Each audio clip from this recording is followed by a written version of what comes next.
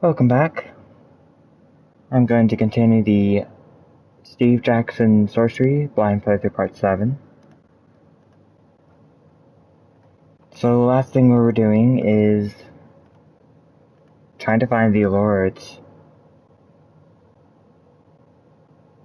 I believe there's four. The four lords.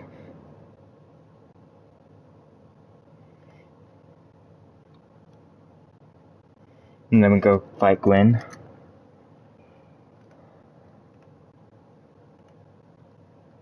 Nah, that's a different game. But it's similar.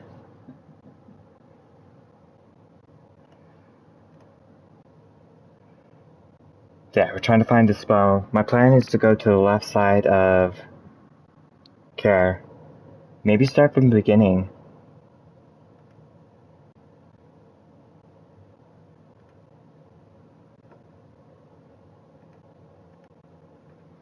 Maybe try and save some of the people they got killed or I killed. Yeah, just not kill them, so they don't need to be saved from anybody but yourself.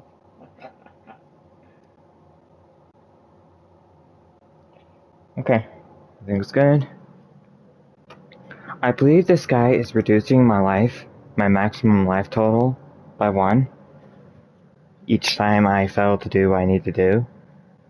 But I had the idea maybe if I got out, like to the block lens, it would go back to 20 after I leave this area.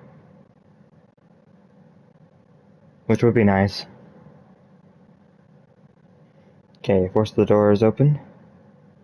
Wait. I do not know. So I'll try and not reread the same stuff, but I might not remember. At least for this part. The beginning I will reread. To a point, at least. Okay, look at the shadow by the wall. You gaze into the shadow by the wall, expecting from the sound to see guardsmen sneaking along and dragging the points of their swords across the stone behind them. But there is nothing there.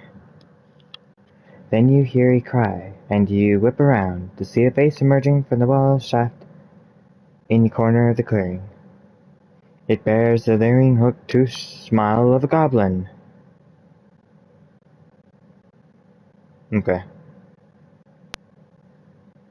It's the horde of goblins. Won't stand my ground. Slay them.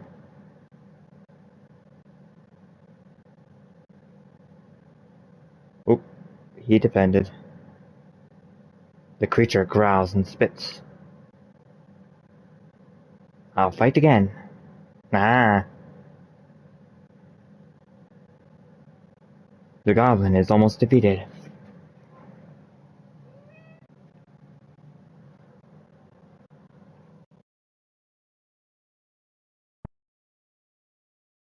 You have defeated the goblin.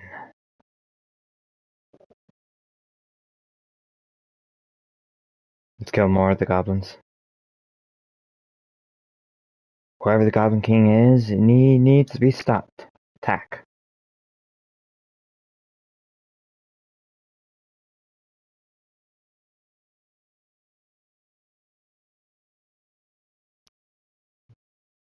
You scream forward, sword raised above your head. The goblins are so startled they do not react quickly enough, and you close the distance between yourself and the king in heartbeats. You swing, preparing the killer to strike the killer blow, when the man with the circlet turns to you and says in cold, commanding voice, "Do not strike me." Kill. You do not pause, but strike him down, severing his head clean from his shoulders. As he dies, there is a look of surprise on his face, as if he did not believe you would be able to disobey his command.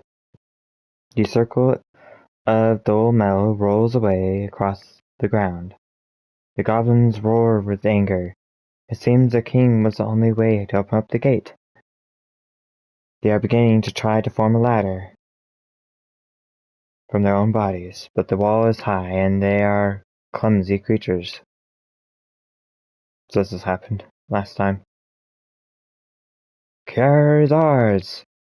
Screamed their leader.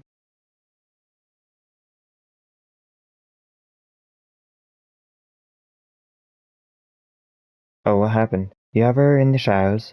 The goblins have created a stack that reaches the top of the wall. More goblins are pouring in from outside. A whole army of the marsh goblins from the Blacklands. You have stumbled upon an invasion. Care is ours! Screamed their leader, and with a clash of swords the army begins to march down the road into the city.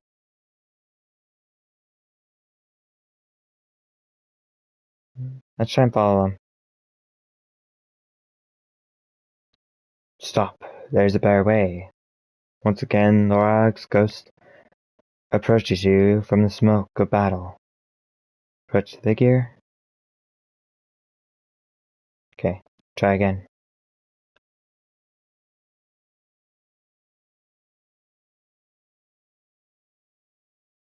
I will not give up, you declare. This will be your last chance, the wizard tells you. Your soul can't take much more of this. There's only one more chance?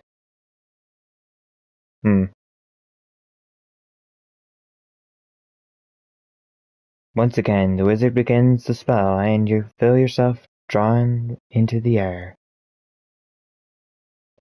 Well, that's unfortunate. I didn't think there was going to be a limit to how many times you could do this. Except life.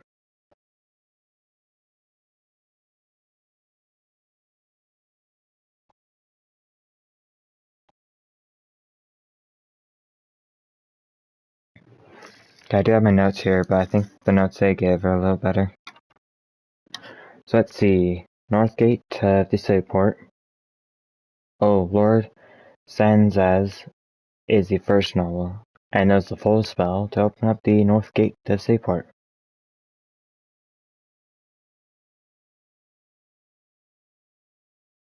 He's one of the nobles. He's a blind beggar. I met him once. Didn't know that was one of the lords, so.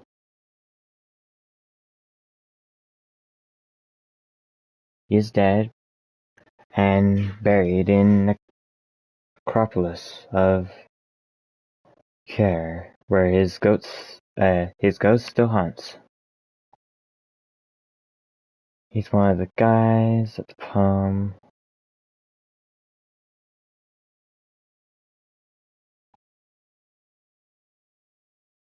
Care is protected by a series of pearl traps, which are circles.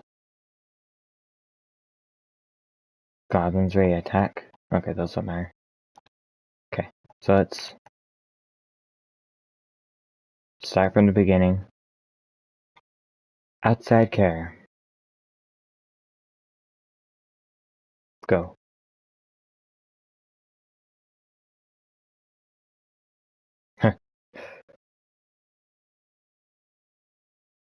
The sensation of the spell is known, now almost familiar. You are flung high and explode across the city to land once more. You are back on the pass. You are back on the pass, outside Care, in the twilight. It is as though the last 2 days had not occurred, except that you know the layout of the city, and the whole matter of the spell lines. Walk on. You have not seen a living soul since you left Sven, so you are naturally cautious when you round a bend in the path, and see a beggar crouched low against a rock, muttering to himself.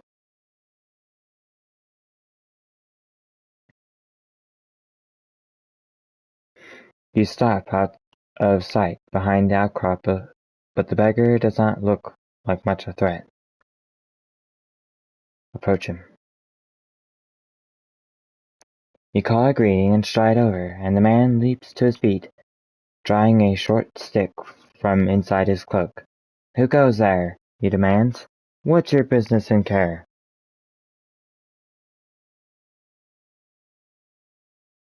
Also, I am on a quest. The man prods a little harder with his stick. A quest? A quest for what? I think this might be what I said last time. I seek the crown of kings, you answer, watching his face closely for a reaction. If he has one, he hides it well. Never heard of it, he replies. What's it for? He prods harder. Answer me or you'll face the consequences. Who are you? You ask. You're certainly very brave. The man beams with aging pride. I am the city guard. No one enters care except through me. And then, despite his age and clear ill health, he comes at you, waving his stick. I won't fight you. You tell him. You're unarmed. He waves the stick close to your face, jabbing a few times, but you push the point aside with one hand. All right, then, he declares. We'll settle this fairly. He tosses the stick to one side and raises his fist. The knuckles are blackened with scabs. I still won't fight you. Ooh, he replied. I meant it. I mean it. The beggar makes a short, braying noise and like a laugh, and then he lamps you on the nose. It is surprisingly painful, and he is braying for another swing. He stepped back, and with that, the fight seems to drain from him. He sits down again, suddenly sad. Very well, he moans. You're right, I suppose. I can't defend this city on my own.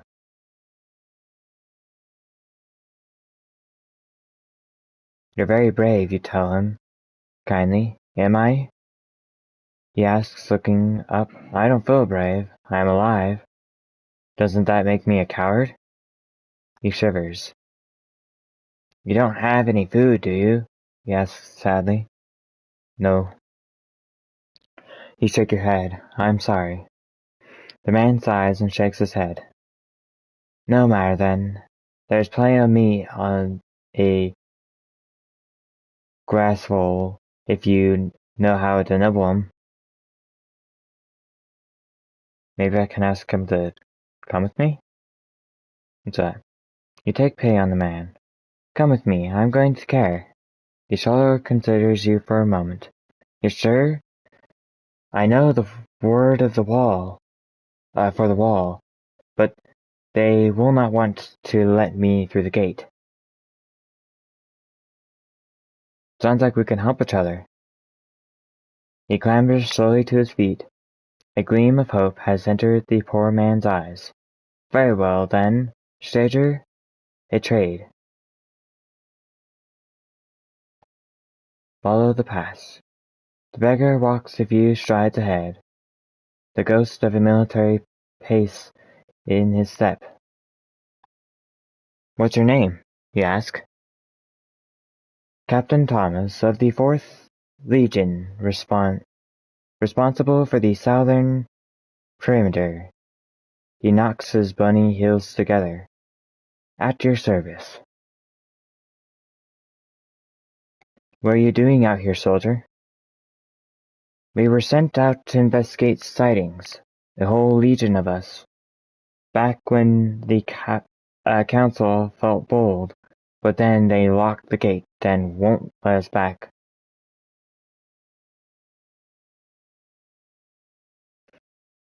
I can ask where his legion is? Or sightings of what? Or they locked you out of the city? Okay, let's ask where they're... Where's your legion now? He won't answer, just shakes his head and points sharply backwards. The path winds through gross and thick grass. Care squats in a basin in the hill like a stagnant, festering pool. You turn one corner, then another, and then the stone walls of the city are looming over you. Clues can help. The end of the pass. Your walls weren't built to keep anything out, Tom says. They were built to keep people in. Care is one gigantic trap itself. Why? You ask. Are the people inside not happy? Would you be happy ruled by pirates and thieves? He points. Cast your eyes up. You can see them. Archers facing in both directions. You could scramble up the slope to the right to get a better view of the wall. Let's do that. My spirit became a well. You scramble up the slope for a better view of the wall, leaving Thomas below. It seems your new friend was right. Standing atop the huge stone blocks is a guard with a long bow slung across his shoulder. Ask the soldier's advice. You call down to your companion. What should we do? Don't worry, he replies, tapping his temple. I knows the watchword, don't I? He strides forward, confidently. You follow him into the clearing. The guard on the wall raises a hand to shield his eyes from the sun. Who goes there? He bellows. Friend or foe? You wait, and Thomas cries back, Friend! And the watchword is Cantopani. The guard pauses for a moment and then lowers his bow. Approach!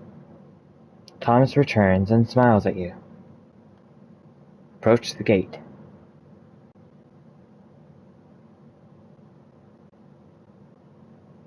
The south gate stands before you. It is as tall as 2 men, and would be broad enough to ride 3 horses through, if only it were open. But instead it is locked, and there's no other way into the city. Luckily, of course, you have a key. Over to you, says Thomas, stepping back. Unlock the gate with Sven's chief's key. You quickly remove Sven's chief's key from your pack and slip it into the lock. The tumbles click as the key turns. Thomas hands back. Good work, but you think it's safe to go through?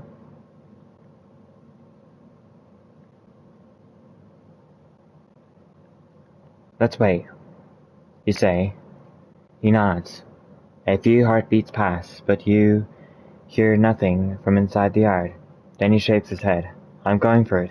Thank you, stranger. And with that, he dashes away inside. You hear nothing for a moment, and then a sound of shouting voices and feet rushing away. It's going after. Stepping inside, you find the yard deserted. The old soldier has cleared it out for you. You push the great gate closed, key still in the lock.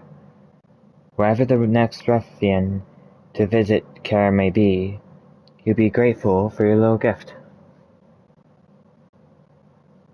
Through the gate. You pause just inside the shadow of the gate. To the left is a low stone building with metal bars for windows. Let's hurry out of the yard. You stride quickly away from the gate, but you're only halfway to the road when 2 soldiers come around the corner from the left. Strong, expert hands grab your wrists. You are dragged, pulled, and forced into the low building. The prison.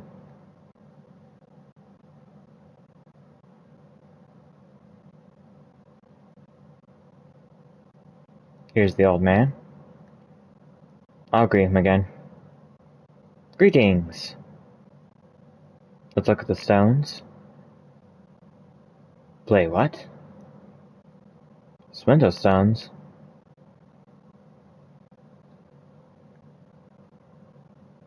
Okay, I'll play. Yeah, I remember talking to this guy.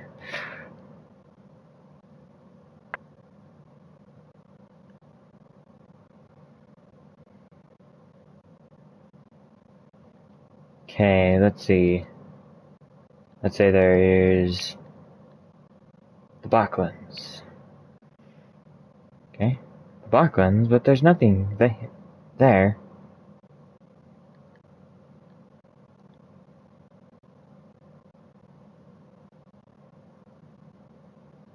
So he has to have all fours, I mean. Nope, I win. Say that there are... Where do I find the first noble?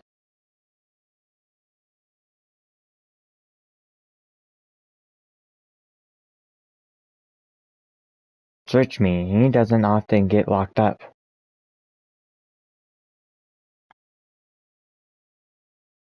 He calls. Real dice. He had three threes, so I felt that one.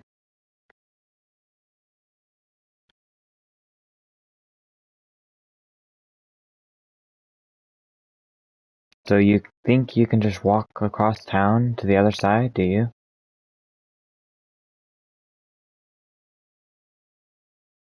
That's exactly what I'm doing.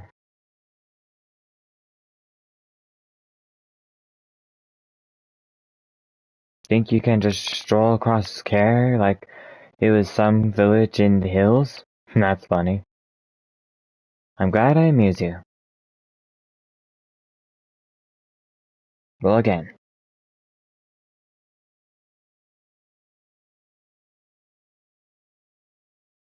So what's your name? Well now, a name is a powerful thing.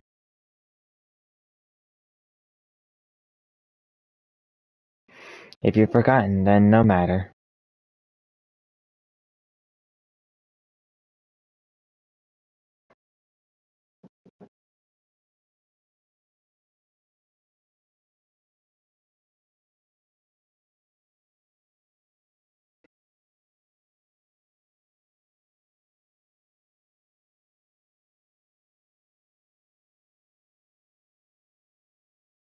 I'm a pay thief. Just wanted to have a lot bigger number than that. Just a bad one, if you got locked up. We're in this place together, aren't we?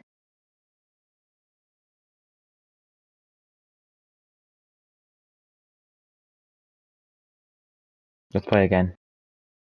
How about I wager this time? He asks. 2 gold pieces. Take the bet. Roll dice.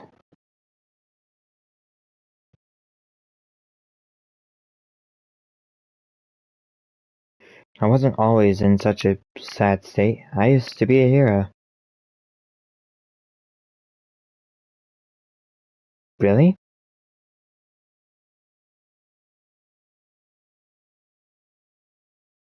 I was part of the Glandragar, the heroes group. Me, Vic, Glandragar, and Blanca. We were quite the adventurers. This must have been some time ago. He wins.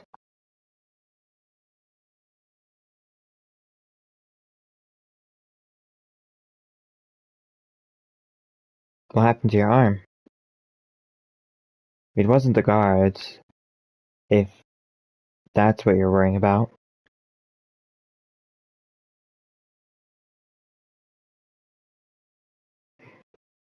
I wasn't. The guards don't seem vicious.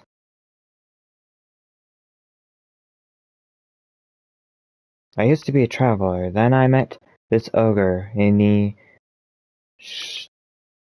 Shanker mines. I want to say I killed the ogre, but I know there... Maybe there is. No, there can't be. 7. Call. The mines are a dangerous place.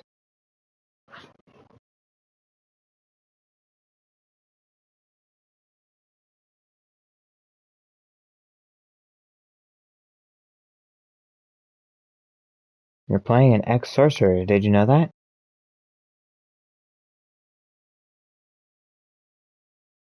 X? For my arm was smashed in by a hammer, yes.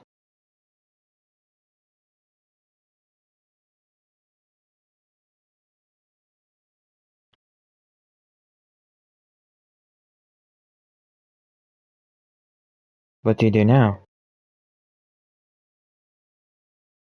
Read people's minds. Doesn't do a great job with that.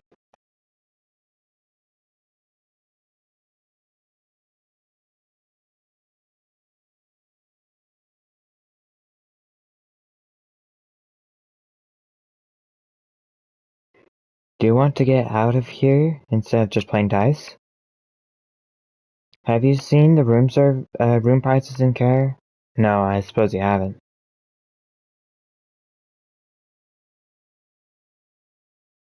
Keep getting locked up and they'll stop letting you go.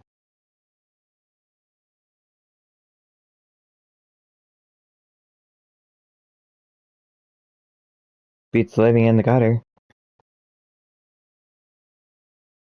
Nice. Yeah, no way around that.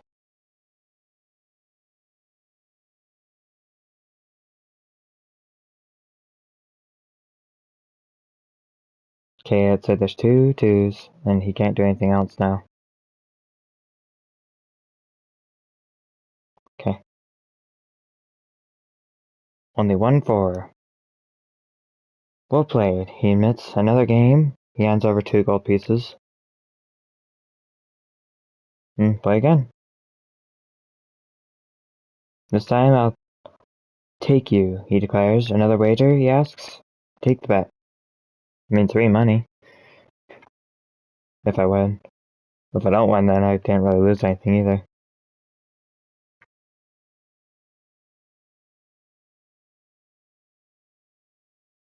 It's better than where I spent last night. Where's that?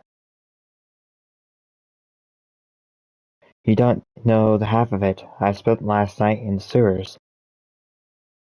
What were you doing in the sewers?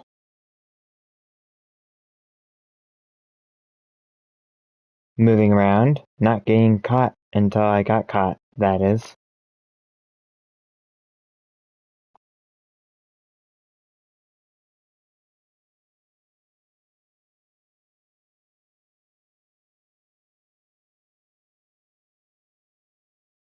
So tell me, what do they serve for the food in here?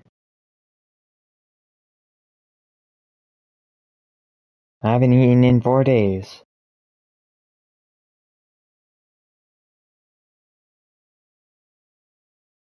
I'm hungry.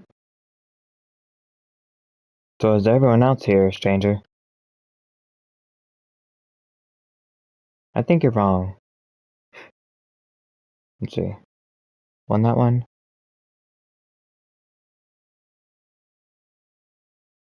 The thing about Vic and Glandar was that there was never really friends. More colleagues.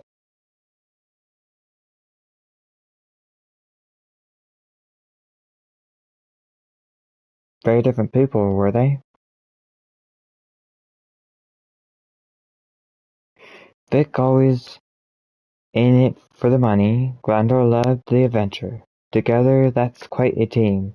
But apart, Vic's a important man in Kara now, and Glandor, who knows?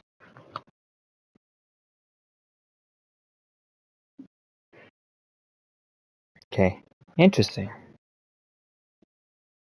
Oh, you won that one.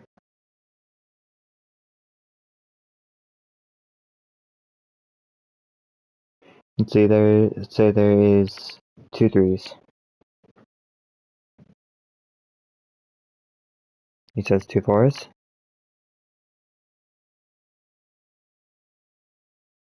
4 fours.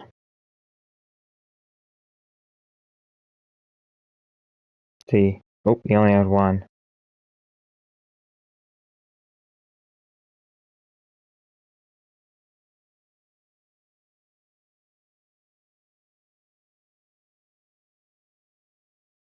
Let's call. He had it. I can't exactly say 3 because he knows he doesn't have that.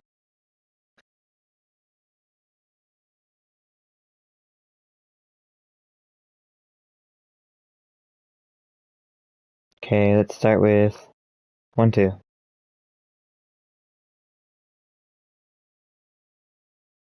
2 3s. So if he has a 3, I lose. Don't know if there's much I could do.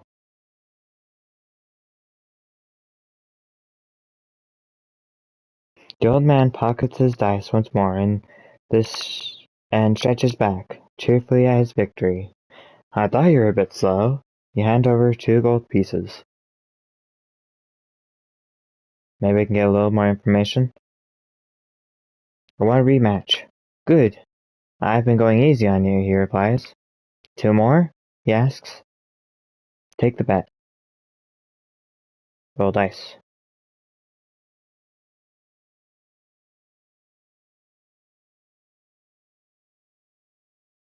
Let's see, let's say there are 2 1s. Saying that there's 2 2s. 2 4s. 3 2s.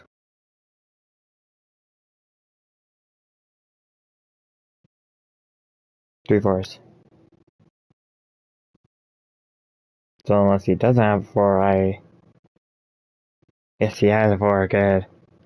So he loses 1. Okay, let's say there are 3 1s.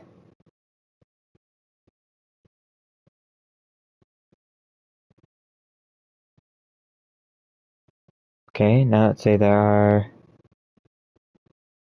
4 4s. Maybe you'll question if I had that? Huh? Let's go. There can't be more than 5, because he only has 3 die.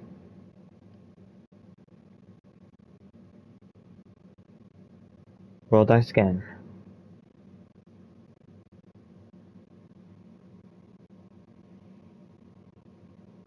Let's say that there are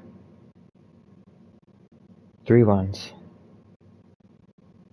I call. I went too high, I guess.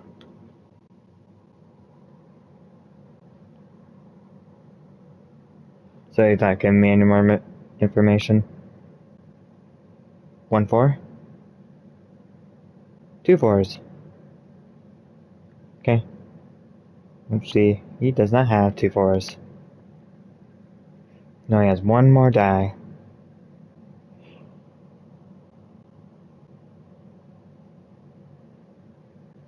Okay, all I need to say is 2 4s and he can't do anything about it.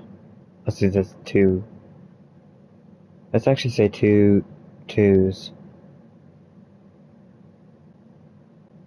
Okay, now he can't do anything. Because I could have said 2 4s and he might have been able to say 2 2s, which he almost definitely has at least 1 2.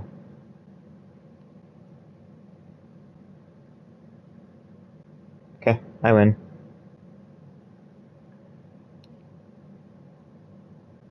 Okay, enough. You stand up from the bench, finished with the beggar. I enjoyed being you. The pleasure was mine, the old man says barely, putting his dice back into his pocket. He leans back against the stonework and hums quietly to himself. Talk to the man. You take a seat on the other bench from the old man who is fussing with his empty sleeve. Tell me how I can escape this place. Oh, it's simple enough, he replies. In a day or two, the guards will let you out. Once they've decided you're not an enemy, they'll just take a while to consult one of the mages. And if I don't want to wait? The old man shrugs. Then you can cast a spell and get that door open. You're a sorcerer, aren't you? I hope I haven't got locked up with a normal. You stand from the bench once more. Try and escape.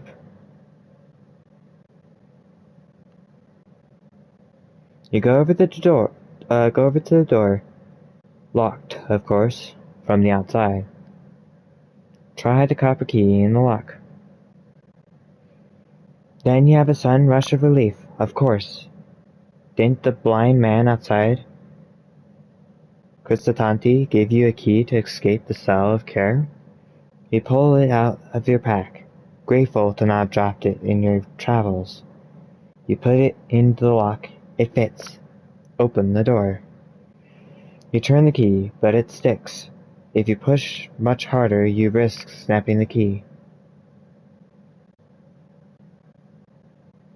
Force it.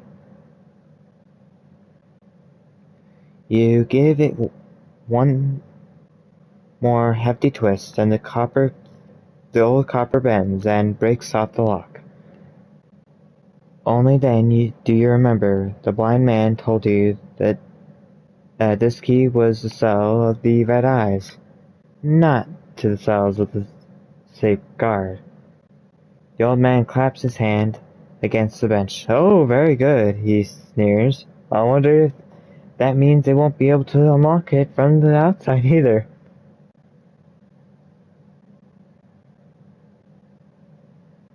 Try picking the lock. You dig through your pack for something to pick the lock with, but you have nothing suitable. If you try the tip of your sword, but it is, of course, far too long. After a few minutes of frustration, you give up. The old man laughs at you. Might as well try to use your nose, he remarks. Cast a spell. So if the spell doesn't require stamina, then I can use it. Yeah, it's 1 stamina, that'll kill me. Although I have never tried using a spell when I have too little life. Let's try that. Cast. You begin to read the spell. The force of it binds within you, and once then do you realize the awful truth. You are too weak to control it. Magical force tears through your body, stripping it of all energy and all life, and you are nothing but a discarded husk. What is my fate? You have been consumed by magic. I was wondering what would happen if I used magic if I did too much. Oh, it rewound to having the key. That's fine. Do something else. You walk away from the door. Let's wait.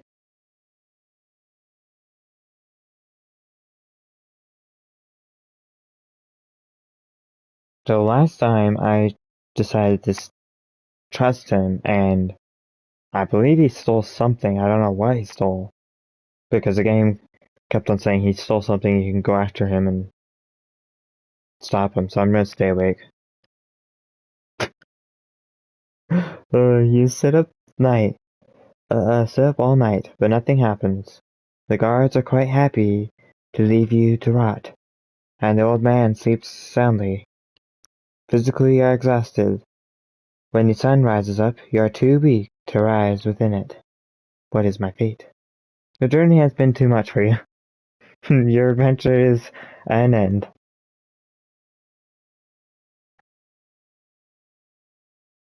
Okay, I'll trust him. But for now, you put your head down and try to sleep. Dream. Okay. The next morning.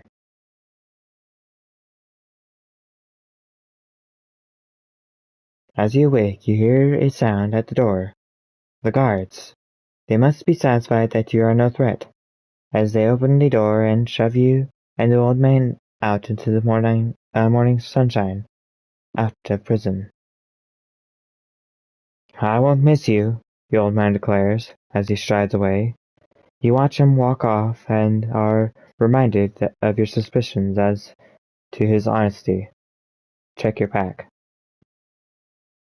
Your distrust turns to certainty and check your pack. It's hard to be sure exactly, but searching through the bloomberry juice potion seems to have gone missing. You shout after the old man to slow down, but he is some way ahead now, and has reached another junction and turned right. I forgot I still had that. Now I'm gonna chase down after the old man, so he did steal something from me. At the end of the yard the road splits. Looking left, you see the guards lined up in a row, running drills. Best not to head that way. To turn right, the road leads toward the first building of care.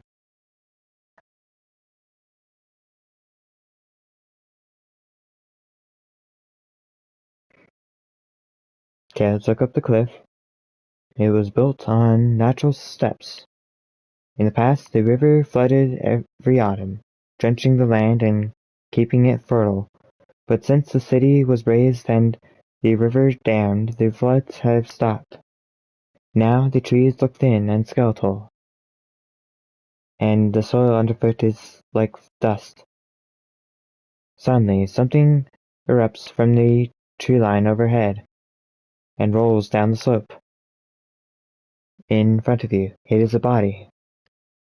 Let's keep back. You hang back, watching as the body, a black elf, by the look of it, bumps and batters the way down the slope, to land rough heap. In a rough heap. Leave it. There's nothing to be done. You are too late to help, after all. You continue along the path. You pass an inn closed up for daytime, before reaching a crossroads.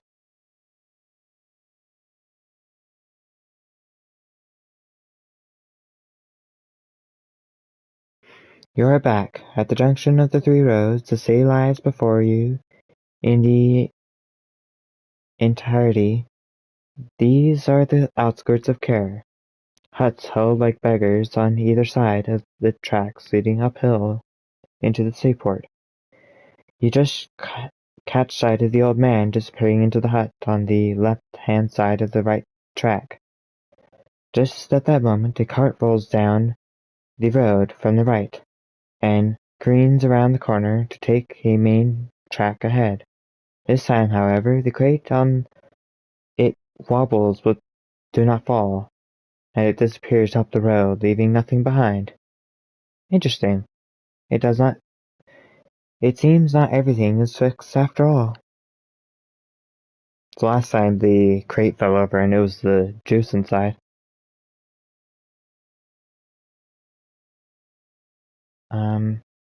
I'm rewinding it to see where the old man went to.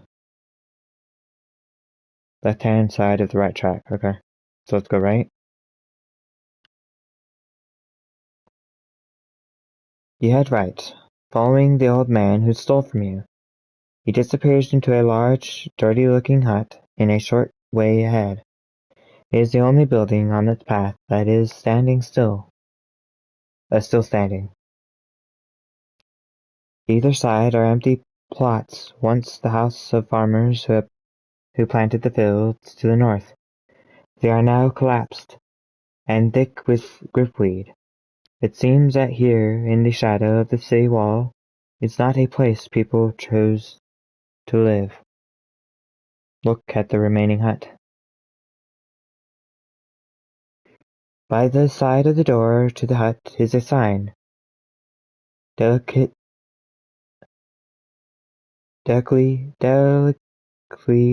painted, "Chain Maker."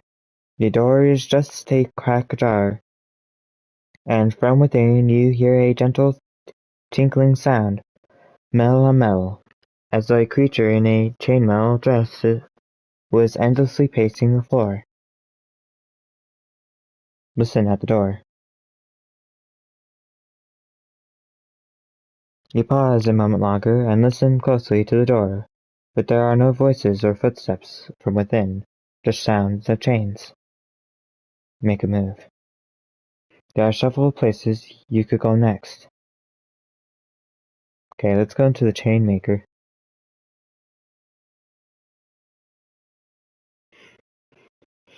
You push open the hut door and enter. It is dark inside.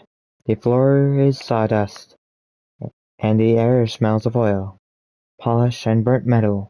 From the ceiling hanging like ivy are metal chains of all lengths and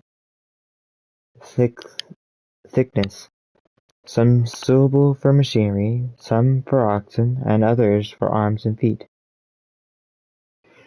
The chain shifts and whispers to themselves.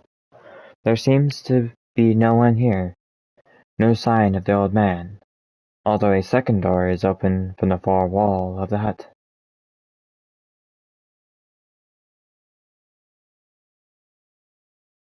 Let's try the far door.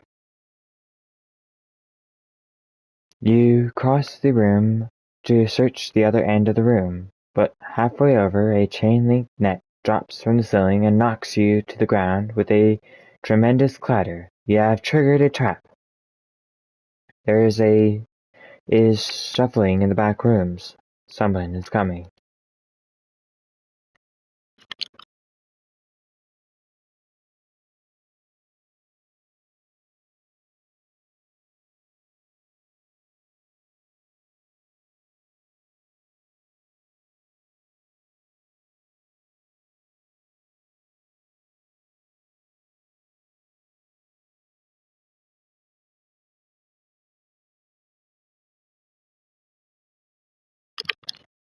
So I can cast the giant. Don't have that. Don't have that either.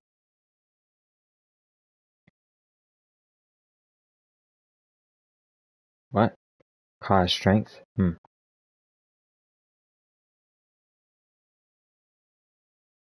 How?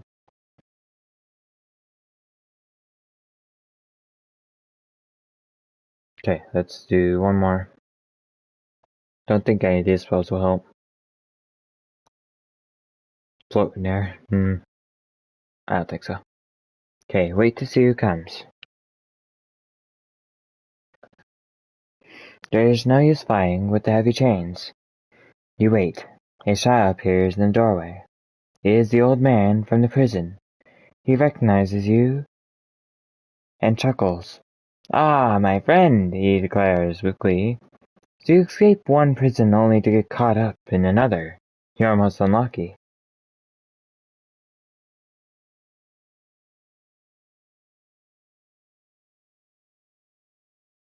You're a thief, you accuse him. He looks startled. Well, of course I'm a thief. You met me in a prison. I live in care. For Throlf's sake, you'd better get used to it. Help me out of here.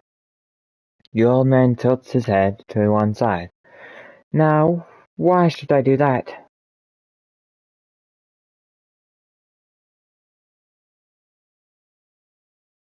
Is the chainmaker here? Oh yes, the man grins. He's just occupied at a moment, but he's coming this way. Very interested to see who triggered his little trap, and what they were doing. I'll give you 3 gold pieces. Just let me out here. The man nods. It's a deal. He narrows his eyes, but only because I'm betting you just found those coins lying around in here. He holds out his hand to accept the money. Okay, let's pay him 1 coin. You place 1 gold coin in his hand, the rest when I'm free. You say. He nods in agreement and pockets the coin, and with that, and to your horror, he simply walks away. A moment later, another figure appears. It is the chainmaker, a great hulk of a spin, like those you met in the village of Torpani. He whips away the net. Intruder, huh? The chainmaker growls fiercely and snatches up a particularly heavy length of metal, holding it like it was a thread. Talk my way out of this. I'm not stealing from you. he replied quickly. I called out, but you didn't hear me. I heard nothing, the chainmaker growled suspiciously. Exactly. The chainmaker stops and thinks about this. I understand, he says. All right, so? He halts his approach. You want chains?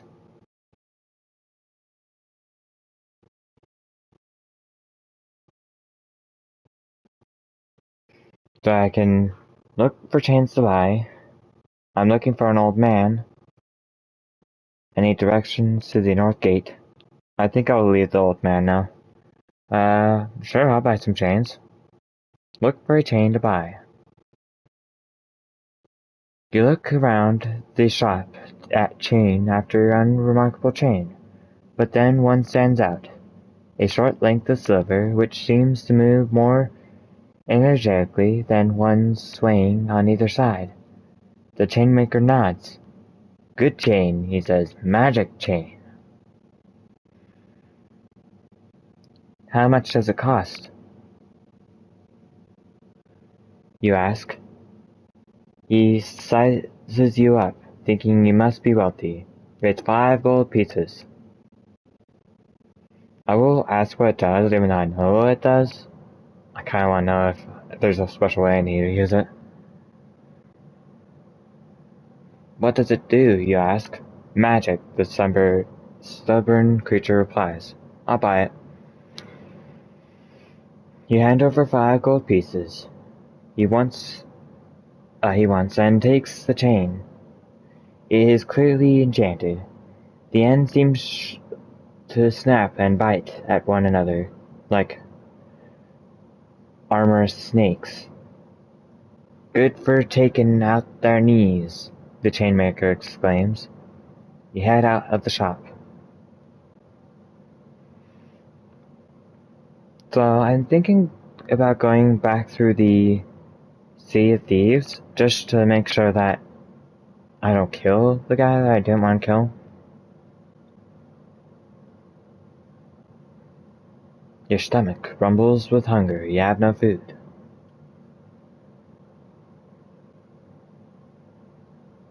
Oh, let's read this. The land rises gently, a thin, meager scrub broken by rocky outcrops like teeth through an infant's gum. Goats roam the slopes. Suddenly you could be back in the fields of Pristatanti. This part of the seaport is barely habited, and certainly not somewhere the nobles will be found. But you may be able to learn some useful information from the inhabitants. All the same, your stomach rumbles with hunger, but you have no more food. You continue walking along the track and begin to hear the sounds of a large crowd up ahead. There is some kind of market or fair happening further on, near the river. You pass a dirt track on the left that leads away across the fields.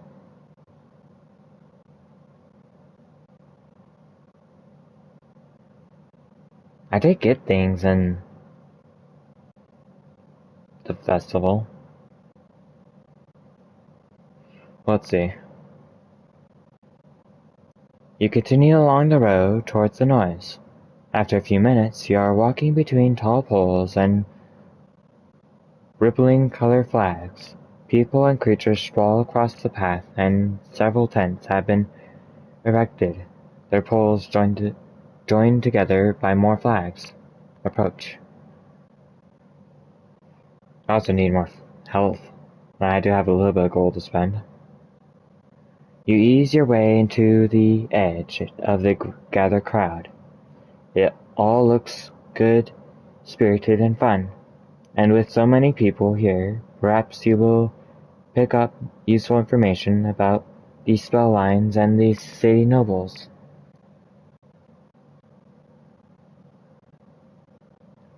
Let's listen. You mill through the crowd, keeping your ears open for anything interesting, but most of the people in the center of the field are arguing over where to go next, or lamenting how many gold pieces you have spent. You might do better to have a closer look at something.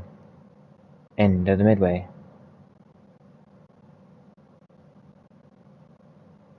You walk to the south end of the fairgrounds. Midway, a boy with the barrel stands off to one side, and a dull-looking tent stands near the river.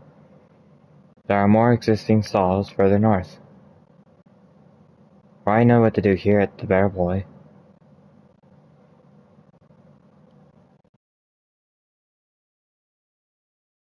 What are you selling? He points at the barrel.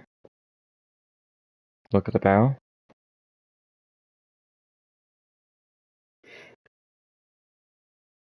Okay, asks how much the apples are. 1 gold for 5 apples. Buy some.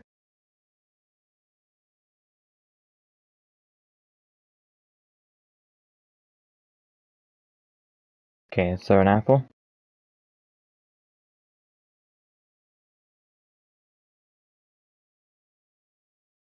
Okay, another.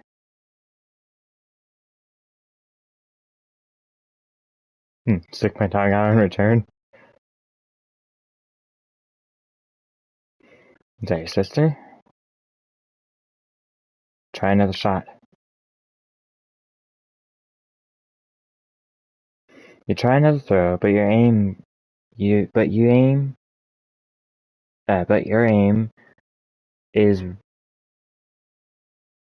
it really is terrible. Perhaps if you'd spent more time practicing your sword fighting and physical skills, and less learning book magic, your arm would be better. You hand back the remaining blackened apples to the boy.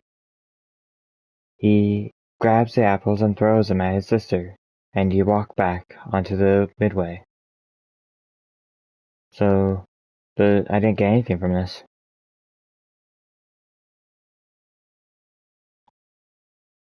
The fair spreads out all around you, a collection of booths and rings and tents and stalls. Hawkers announce the various attractions at the top of their lungs. The general atmosphere is cheerful, with just a hint of violence. Small tent. You approach the small tent.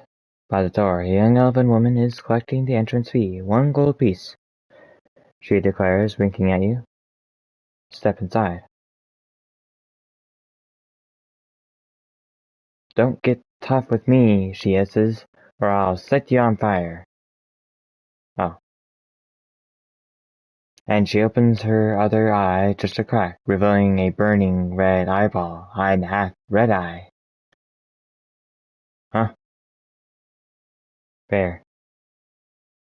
You hand over 1 gold piece. The elven woman steps aside, and the gesture inside the low tent.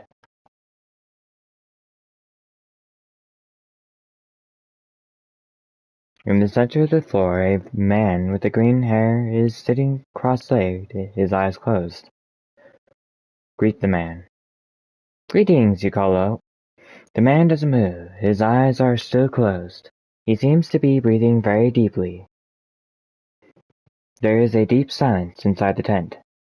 The business of the fair outside is quite forgotten. Look at the man.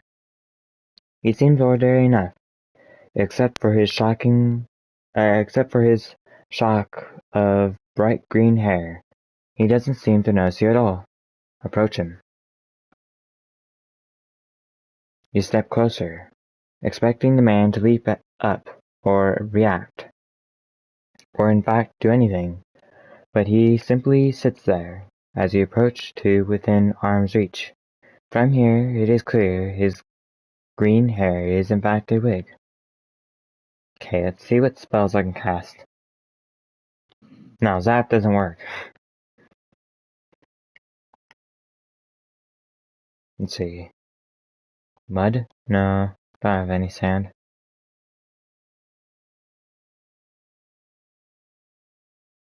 Dud? No, I tried that as well, I believe. Dawes? Ooh, That could help. Okay, let's do that. I remember him being really fast, so let's make him slow. Causes slowness. You cast a spell over the man in the tent. Nothing about him seems to change, as he isn't moving. Perhaps his breathing slows down a little. Grab his hair. You reach out and pull the wig off the man's head. He reacts to catch your arm, but under the influence of your spell he moves too slowly. But you put the wig into your pack. He complains, but so slowly you cannot understand the words. You step back outside, where the elven woman smiles at you. Did you enjoy? She asks.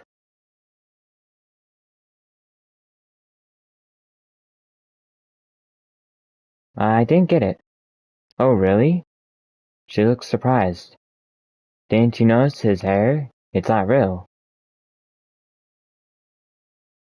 It was a wig. Yes, the woman replies, but its color is funny. At your blank expression, she looks disappointed. Oh well, she shrugs. Everyone's sense of humor is different, I suppose. Enjoy the rest of the festival. She waves to you as you leave. From across the field comes a murmur of excitement. Then quite suddenly a small tornado lifts a tent sharply up into the air and away. That happens still? Hmm. Well, now I have the wigs, that's pretty useful. Now I can do rap and yap. Understand the language and communicate with creatures speaking a non-human language. And animals. Middle of the midway. You push your way through the crowds to the very heart of the fair and look around at the attractions on offer.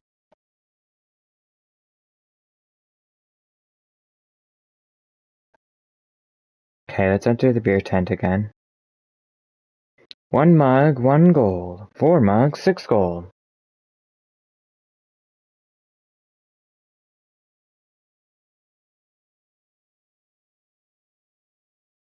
Okay, let's buy a mug.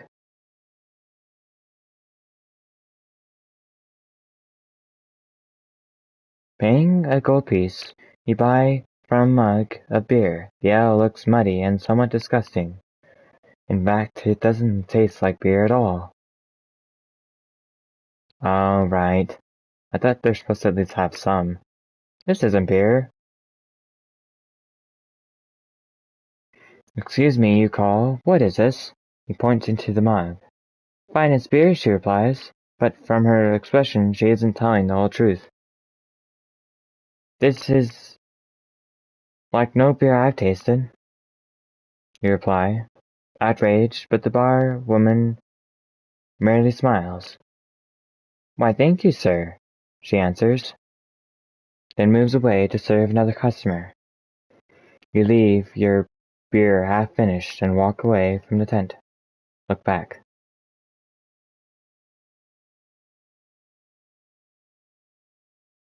Okay, yeah, we knew that. I thought I could at least get some health back. Dancing bears?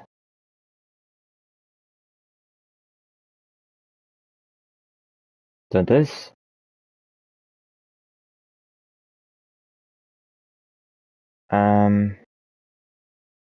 He tugs the cable, he plays a pipe with great gusto.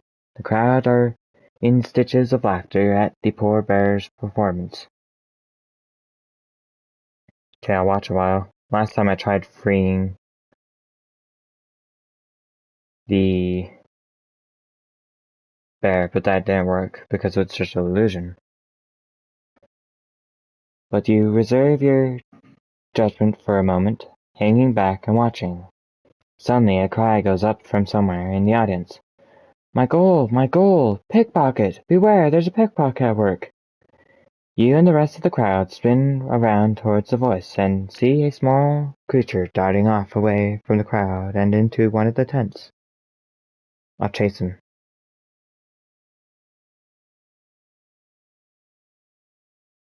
What's happened to the dwarf? I'm going to continue. Last time I did this and that didn't help.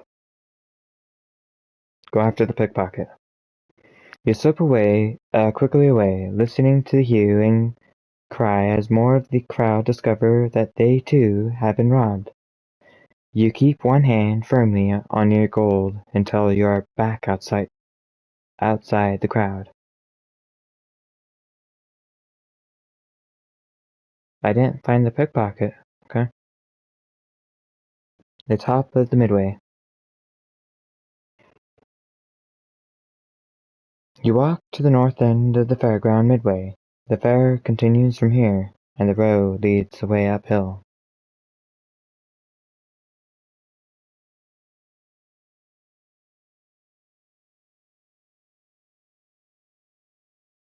So I believe the musicians are something similar.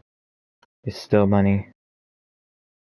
I could try to get some money from the bare knuckle fighting. People of Care, are you ready for a fight?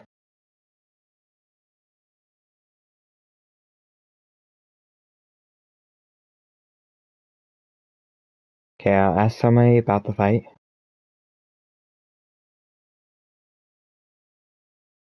And who can challenge?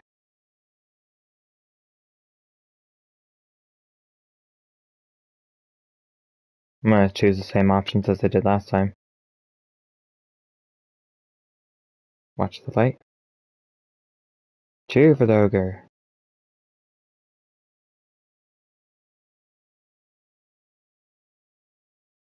Take up the challenge. I challenge him. Let's see. You holler at the ogre, but it is not clear that it does any good. Finally it is over. With a single swing, Anvar the Barbarian powers over and hurls Gold Splitter to the mat. The crowd goes wild. Yep, I lost my spot. Inside the ring, the master of the fight raises the barbarian's fist in the air. Who challenges our champion? The next prize is 10 gold pieces. I challenge him, you cry. The last time it was the ogre that won.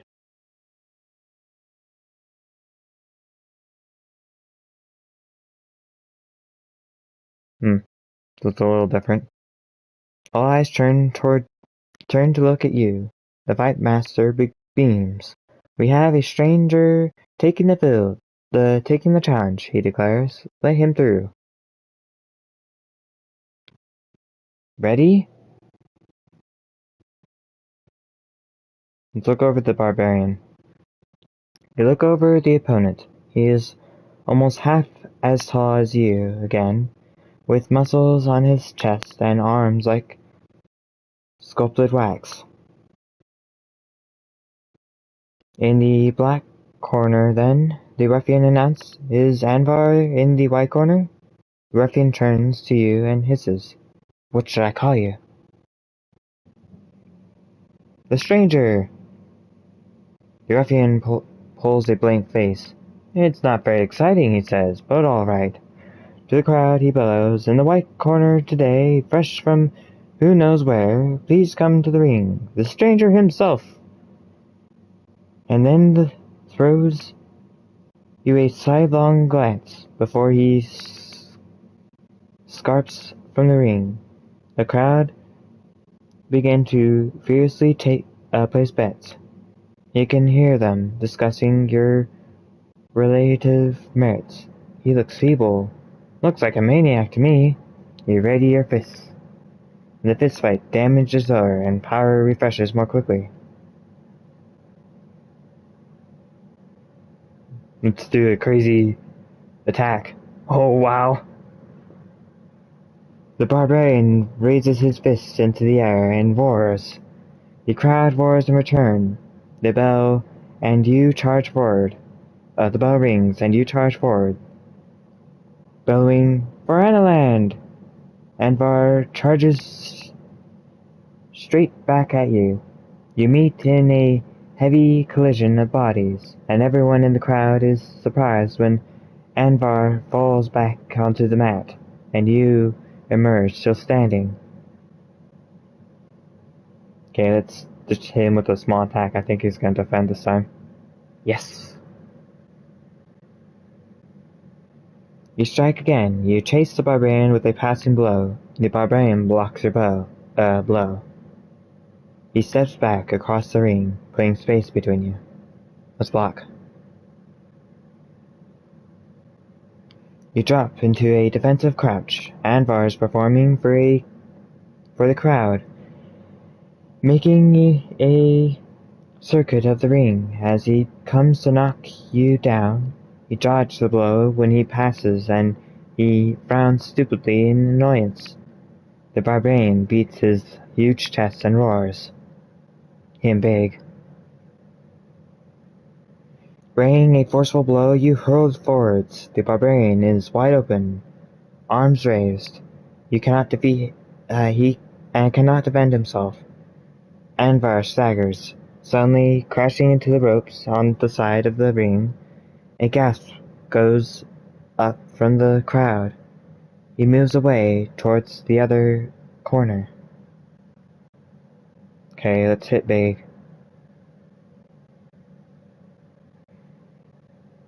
You lunge forward again, moving swiftly, and aim for his midriff as the barbarian swings for your head. Anvar grunts with frustration as he turns about twice and hits the mat. For a moment, you even think he might stay down, but shaking his stupid head, he picks himself up to his feet once more. Let's block. You drop back defensively. The barbarian thumps hard, but you dodge most of the blow. Okay, heavy attack.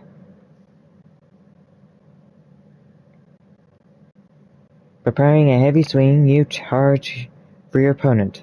Anvar staggers back, gasping, his face a mess of blood and bruises. Summoning the last ounce of strength in your arms, you ready your final knockout punch that sends him back across the mat and out of the ring. 2 stamina lost. Brilliant boxing. Continue. You stagger from the ring, the crowd cheering for you, and collect your winnings. Okay, end of the fair.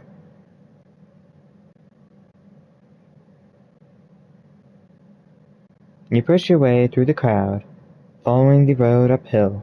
The party is getting wilder, and you would do well to be away from here before things get out of hand.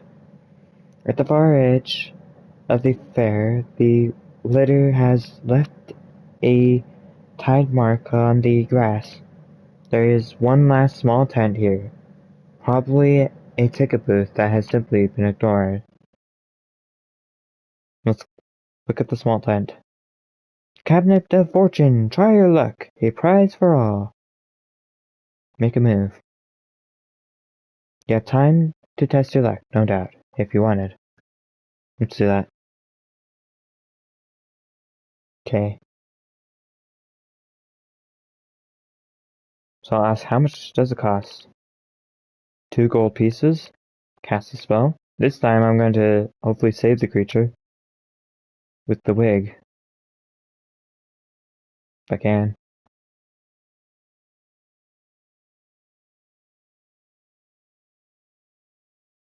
No.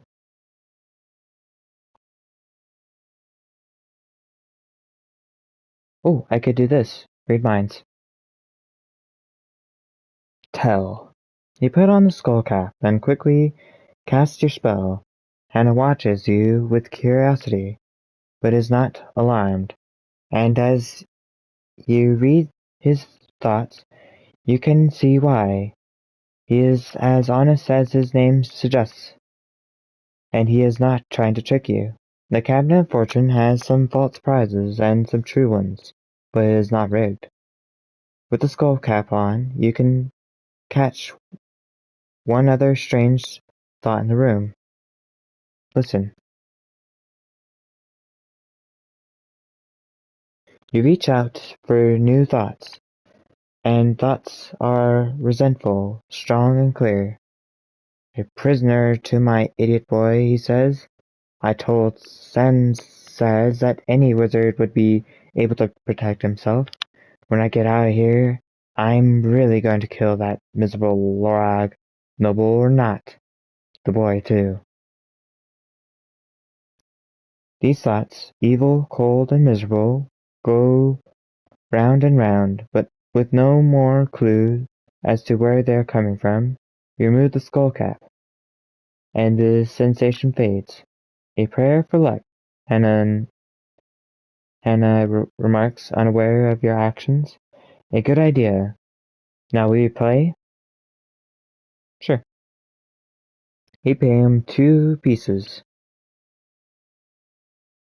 What now? You ask. So now I can shout to try and anger it.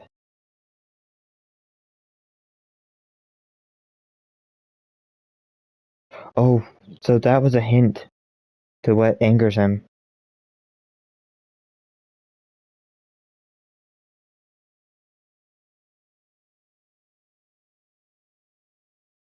Lorag. The creature in the tank flaps around with glowering eyes. What else should you try?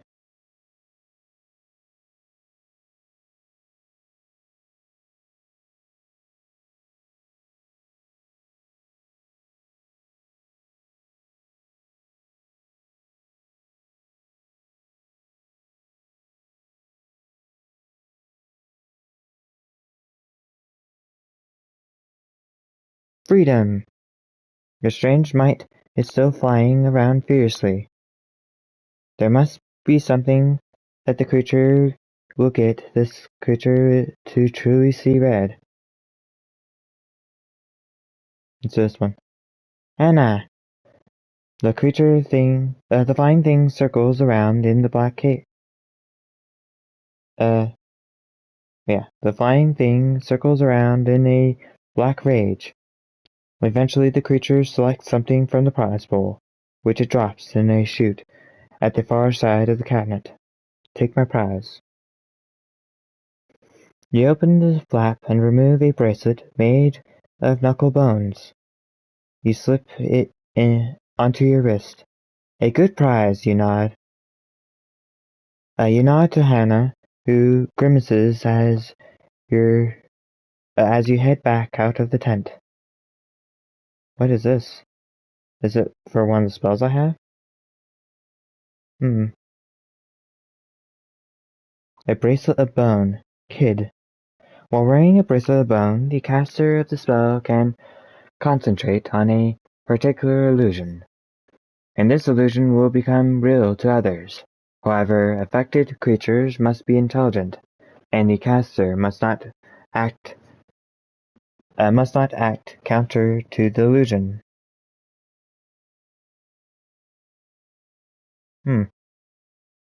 Interesting. Very cool. So I got something useful. You're back by the bathhouse on the edge of the fair. Well, I believe the bathhouse held up.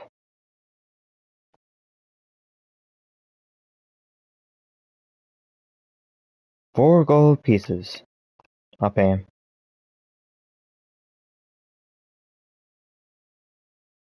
A creature in the front desk greets you with a smile.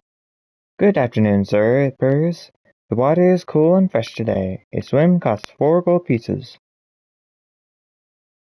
You hand over the 4 gold pieces, and the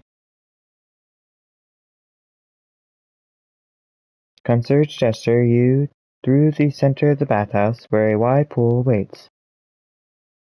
Continue. By the pool. Okay, let's try the steam room. Okay, stay quiet.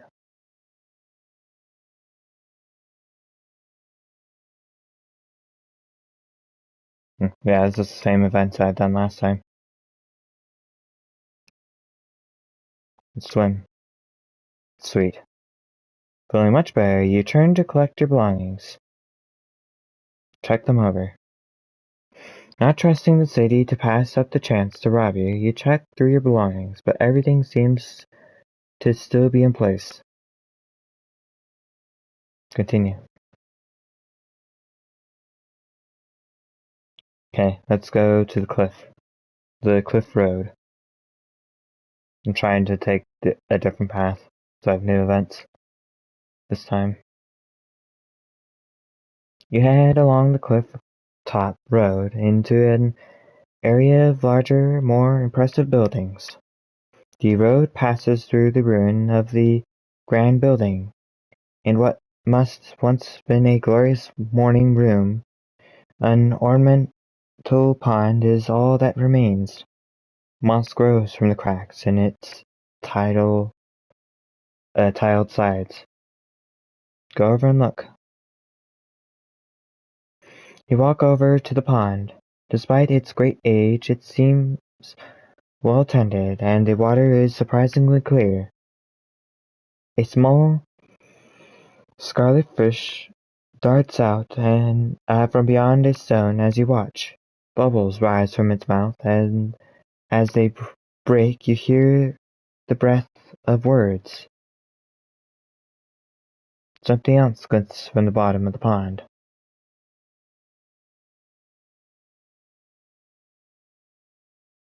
Okay, I can cast a spell. I might be able to cast one with the green wig. Is it this one? Talk to animals. Cast?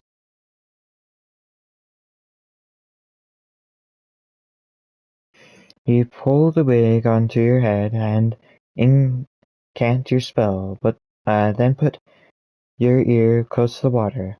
The fish rises to the surface, and the next bubbles emerges are understandable as clear words. The fish says, "Cold in here, cold, cold in here." Ask the fish about the north gate. Fish, you ask, I need to get through the north gate. Can you help me? The fish swims around in circles. No amount of magic is going to make the fish understand what the north gate is. Ask the fish which way I should go. Please, fish, you say, tell me which way I should go next. Some go left, the fish replies. They don't come back. Some go right. They come back. This could be useful advice, but unfortunately it is not all clear which way the fish is facing. The spell fades. You take the wig off your head, and the words become mere breaking bubbles once again.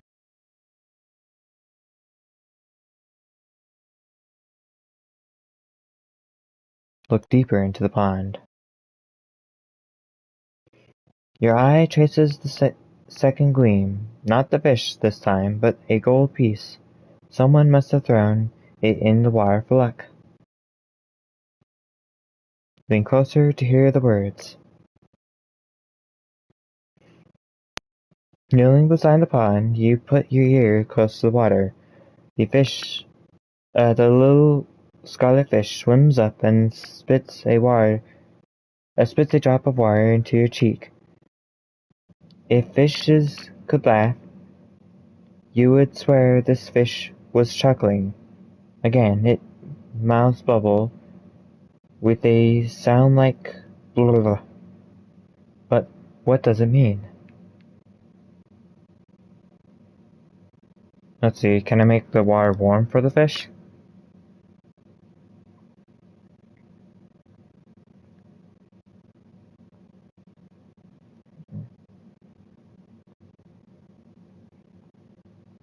Blah? No.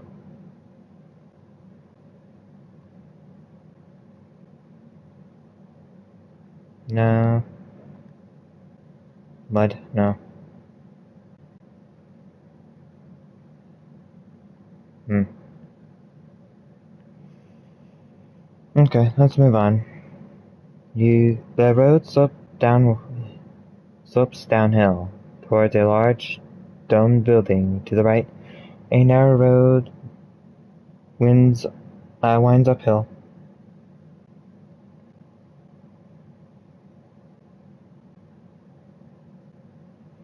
Okay, let's go downhill. You follow the cliff-top road, looking down the fields of care. You can see workers still breaking their backs in the setting sun. Halfway along, you pass a creature with a signboard slung around its neck. Read the sideboard. The board is painted with the message, "Doom comes! The world is ending!" The creature notices your gaze and begins to approach. Talk to the creature. You stop the creatures. "Greetings." The creature looks deep into your eyes. "Stranger," he murmurs, "do you have a moment for salvation?"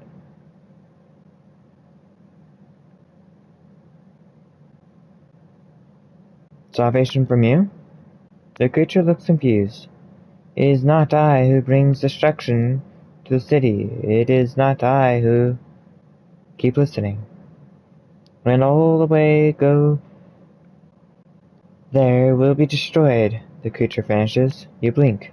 Did you miss something? The creature appears to be waiting for an answer.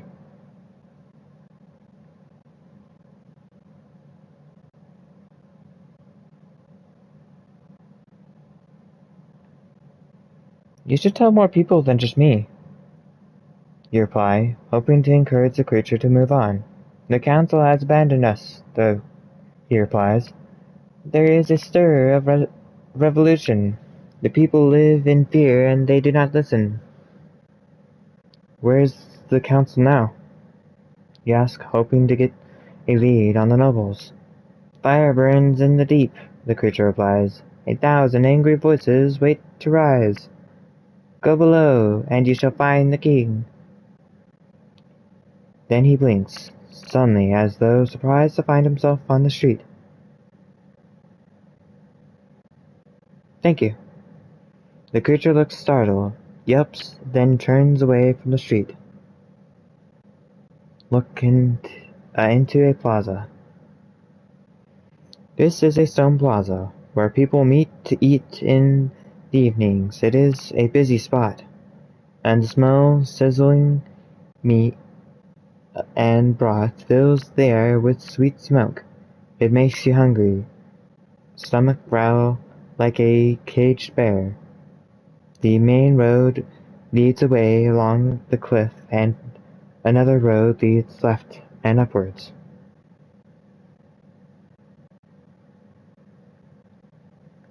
Let's enter the market.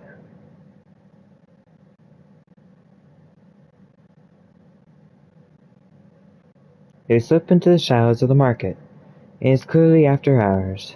The carpet and trinket sellers have packed away, boarding up their shops with planks, chains, gates, and occasional toll guard, and instead food vendors have set up along the winding corridors and intersecting passages of this great building. The smells are incredible. Spices, meats, wines, and the echoes of slammed mugs and sizzling pans are almost deafening.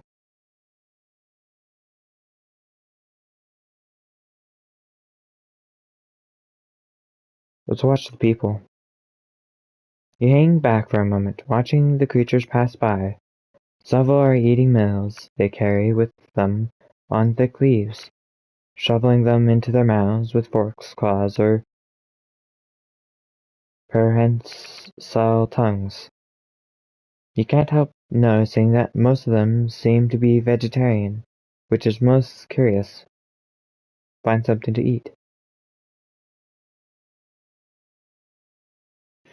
You wander to the corridors for a while, letting the smell tickle your stomach. There seems to be three main cuisine available: hillfox broth, fat bear stew, and lentil curry with the strange orange vegetables. The meat is in general more expensive than the vegetables, costing 6 gold pieces instead of 4. You turn your nose this way and that, enjoying the smells.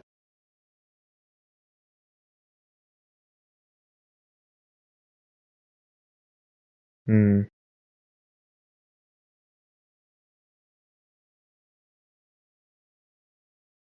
Okay, let's buy the hill fox broth. 6 gold pieces is a lot for a meal, but you pay it and instantly don't regret it. The broth is fantastic and makes you feel much better. The black elf doing the cooking winks at you. Best in care, he remarks. Don't tell anyone or the nobles. Have me thrown in irons for greed. Tell me about the nobles, you ask. The elf shrugs. If you're going to rule a city, this one you've got to be a certain type. But San says he's the first noble. He's that type and twice over, and when he's done, there won't be many other nobles remaining. Apparently he's got feared they'd spill the secret of the North Gate, so he's been picking them off one by one. Going to be a very quiet council chamber very soon. How many nobles are left? Oh, they're all left, the elf replies. One's blind, one's half-deaf, and another is 3/4. He giggles. One retired, but only because he's a filthy sorcerer, and Sans says couldn't get to him, but the gate secret will get out. I hear even the gods are against Senzaz now. There has been omens. What omens? Couldn't say, the chef replies, but enough that Senzaz hasn't shown his face outside the council chamber for at least a month now. Now you'll have to excuse me. The chef nods to you, and moves away to serve other customers. Hunger fully abated, you head for the exit once more. The market probably has several ways out, but it is thick with people, and after several minutes of wandering you find yourself emerging back into the plaza you came from. Sweet, now I have some life again. Night has fallen. The main road leads back along the cliff, and another road leads away towards the wall. So I believe the king is the guy we meet in the sewers. Now I'm just guessing, I don't know for sure, but I believe that is Sanzaz. Let's see. Let's look at my clues. Oops. You take this side road and climb up a winding street. It is quieter now, and there are few creatures on the streets. The streets are likely to be dangerous after dark. You should find somewhere to sleep. Items, there we go.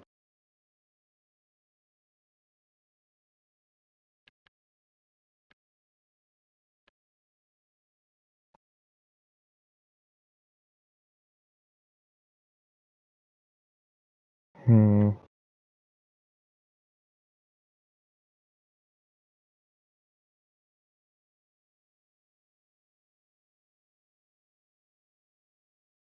In some way the goblins are able to get information from him. Or just kill him and climb over the gate. Keep walking. The roof underfoot becomes better paved. You are in a residential street, but where the lower floors of the houses have all been covered by the boards, there is no one about.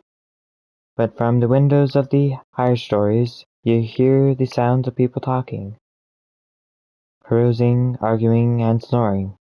A little further along the road ends in a wall of stone, through which someone has hewn a narrow archway, perhaps with a mining pick. Squeezing through, you find yourself in a slightly wider lane that leads left and right. A junction.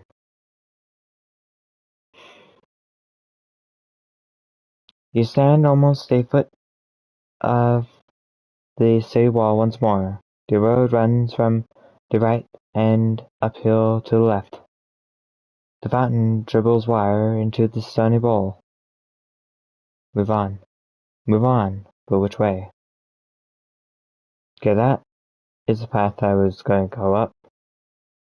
Around, so let's go left this time.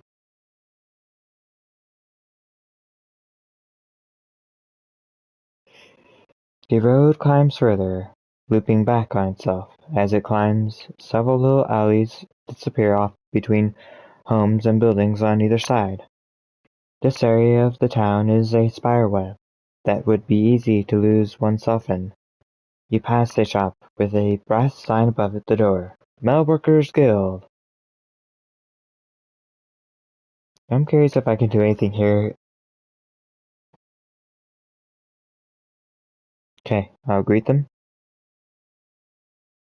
Look around.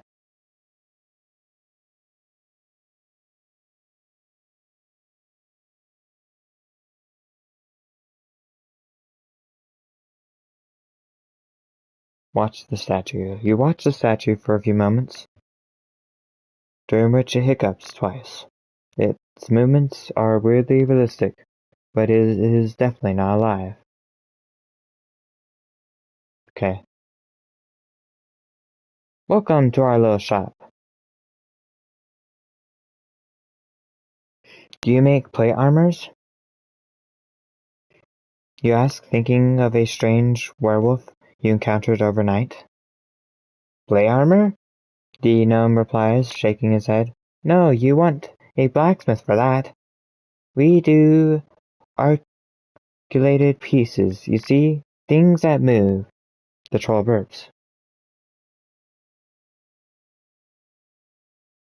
What is this place? This is Metalworkers Guild, the gnome replies proudly. That's metalworker work, not blacksmithery. But no one seems to have much interest in metalwork. It's a future, of course. The gnome chirps to himself. Tell me how that statue works. What? Our little piggy? The gnome smiles. That's one of our Raglesh's creations. And unbelievably, he pats the dumb-looking troll on his shoulders, and the troll coughs twice.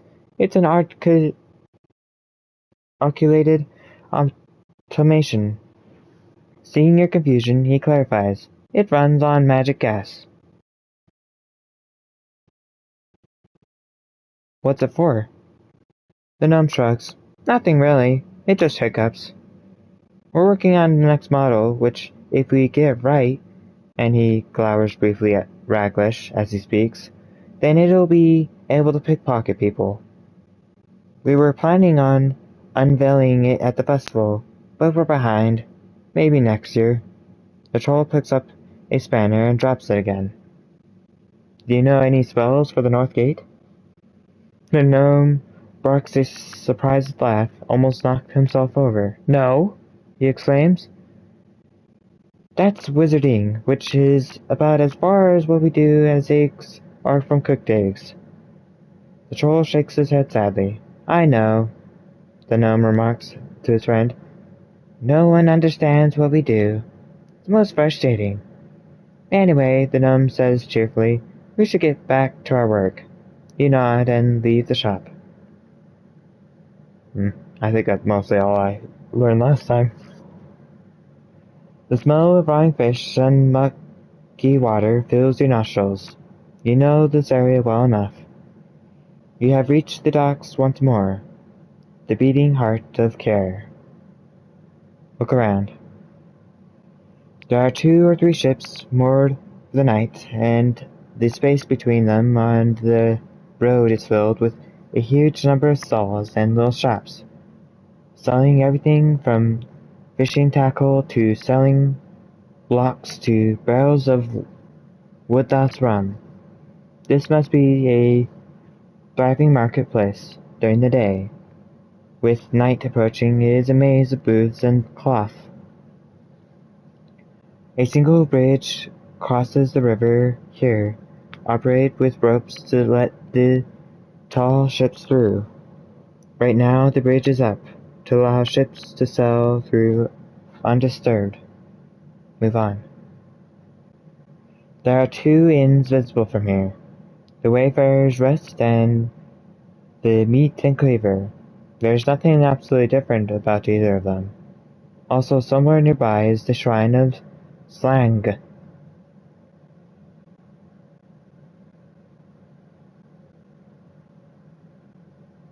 Let's go to the shrine.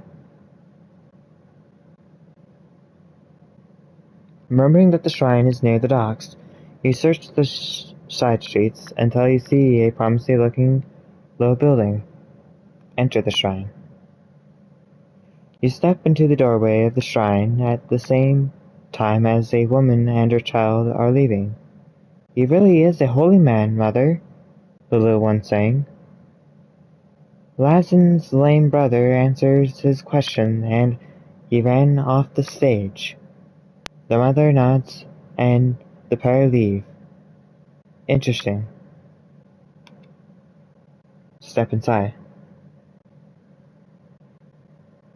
The shrine is an old stone building, garishly decorated with hanging cloths and thick candles that fill the air with the smell of grease and tar. At the far end, on the low platform, stands a hooded figure in a white robe who is talking to the assembled crowd.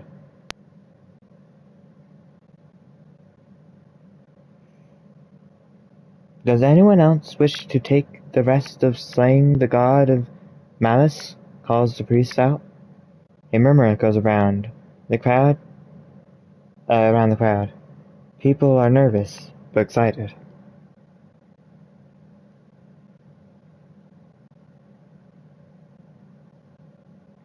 Ask somebody about the challenge.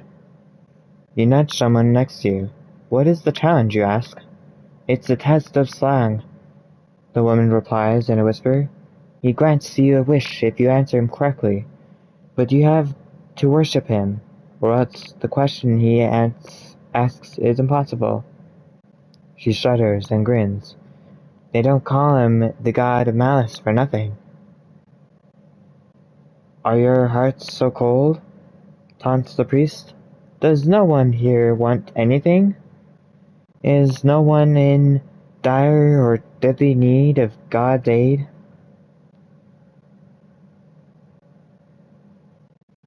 Let's try the challenge. You raise your hand and step forward. "I'll take your challenge." "A stranger!" calls the priest with glee. "Welcome him, please." The platform. The crowd whispers and murmurs as you make your way to the platform. "Welcome, stranger," the priest declares, helping you up. "Are you ready to take the challenge, knowing full well that very few succeed?" "I'll try." The crowd cheers your response. "Then know this. Slang is not a punishing god, but he is malicious. He does not wish for you to fail, but should you fail, he wishes you to know that it was all your own fault." Let him continue. The priest continue. "Our practice is that you may choose which question to answer. But know this, one is impossible and the other is easy. And to answer the easy question, you must give up something you hold most dear." The crowd are watching in expectant silence. It is time for you to choose.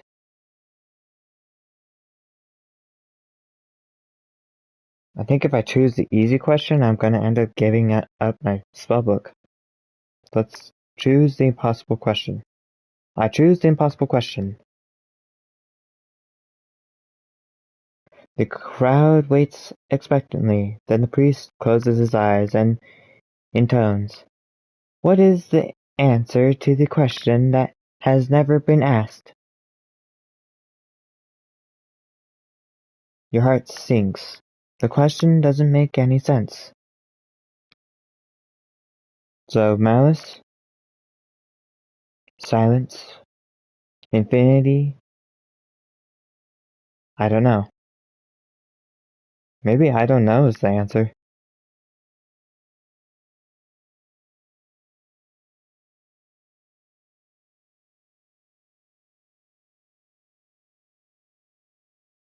I'm gonna choose I don't know as the answer. You shake your head. I don't know. The roar goes up from the crowd. They can see the priest's glee. That was not the right answer. You have failed the test of slang. Leave. You walk away into the streets, the crowd laughing at you as you go. Well, that was not the answer. I failed. You return to the docks. You need to find somewhere to stay for the night. Well, I don't believe I have the money to sleep at an inn, so I'm just gonna sleep in the alley.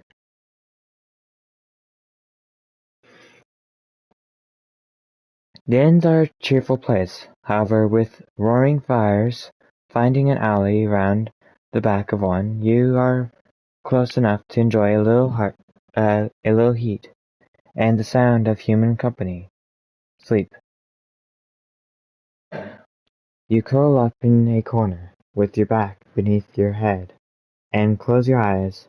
Today has been a successful day, and you have made progress toward learning the lines of the North Gate spell. In the middle of the night you wake suddenly. There are footsteps nearby. Stay hidden. You stay low, breathing quietly, hoping whoever is there will mistake you for a pile of rags. The footsteps stop. You hear a quiet, murmuring voice, although you cannot make out the words, and then you hear a sniffing sound. Whoever it is, they have a dog with them. Cast a spell. Let's see, maybe I can control the dog, or werewolf, maybe? I think it's a werewolf. Big? No.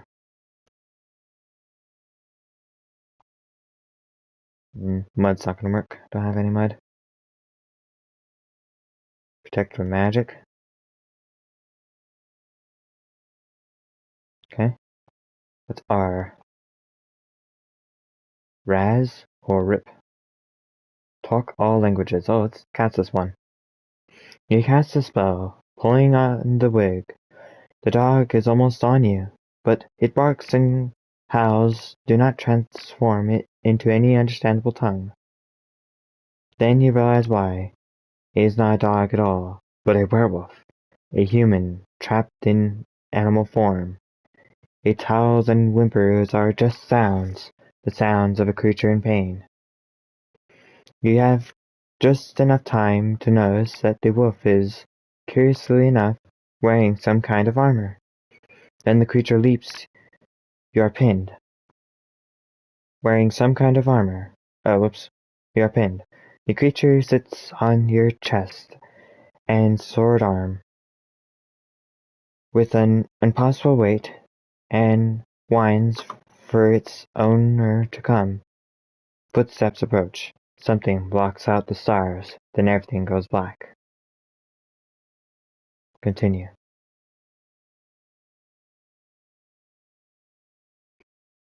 Your eyes open. Your head is thundering and feels ready to split. Sit up. You sit up and lift your hand to rub the back of your neck. There is a lump there the size of an egg. You're hit by something. The ground below you is rocking softly. Perhaps that's why you feel nauseous and sick. You hear a loud grumbling which does not appear to be coming from your own stomach. Look around. You look around. In the hold. You are at the bottom of a wooden pit, with a hatch far up in the ceiling. Other bodies are sprawled around on the floor.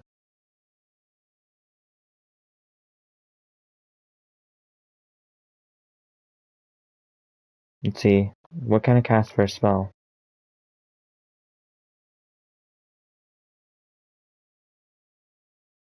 Oops.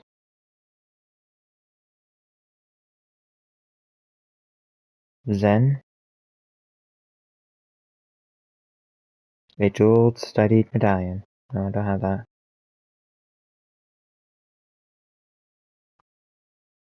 Zap? No. That's Zen. Zip? Green ring? Don't have green ring. Rap? Talk all languages? Well, I could do this. You pull the wig over your head and cast the spell around you.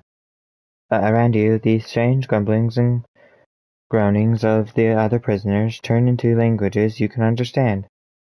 Most are complaining about their headaches or wondering where their purses are.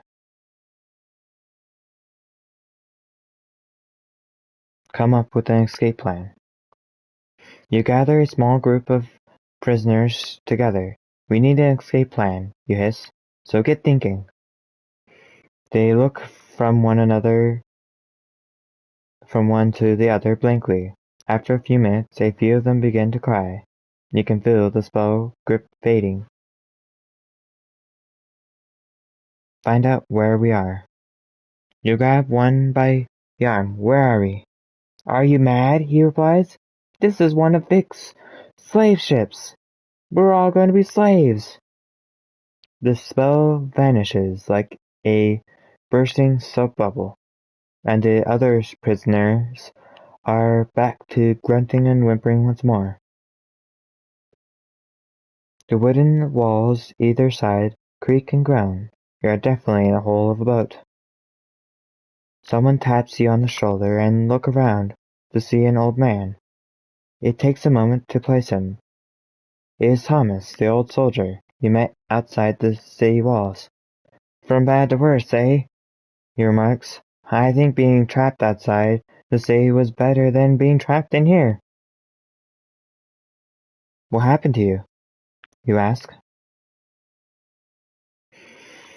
It's a long story. I got into the city, as you know. I outran the guards. He grins, but then his grin fades. But I couldn't afford a bed, so I slept rough. Woke up here. His face turns serious. But we have to get out somehow. If we stay out here, something terrible will happen. I'll get us out, you reply, looking around for an idea. Thomas looks desperate. I heard the slaves say something about a cage, he murmurs, under his breath. Maybe when they lower it down we can climb back up? The other prisoners around you groan and sigh. Now that your spell has worn off, it sounds like babble once more. Cast a spell.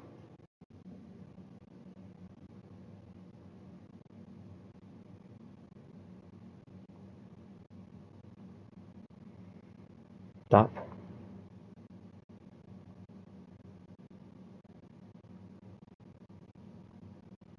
Dead? No. Kid? Create illusions? Kin? Wonder what Kid would do. I just got this, it might help. Kid?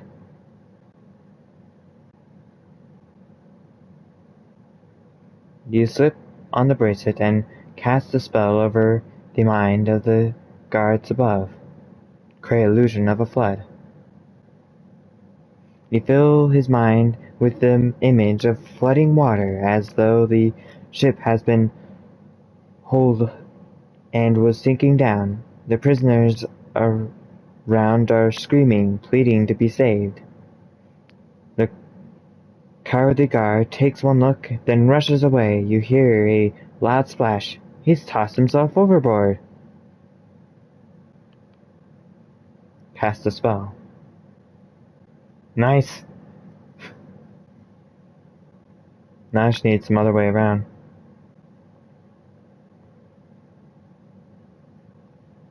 No.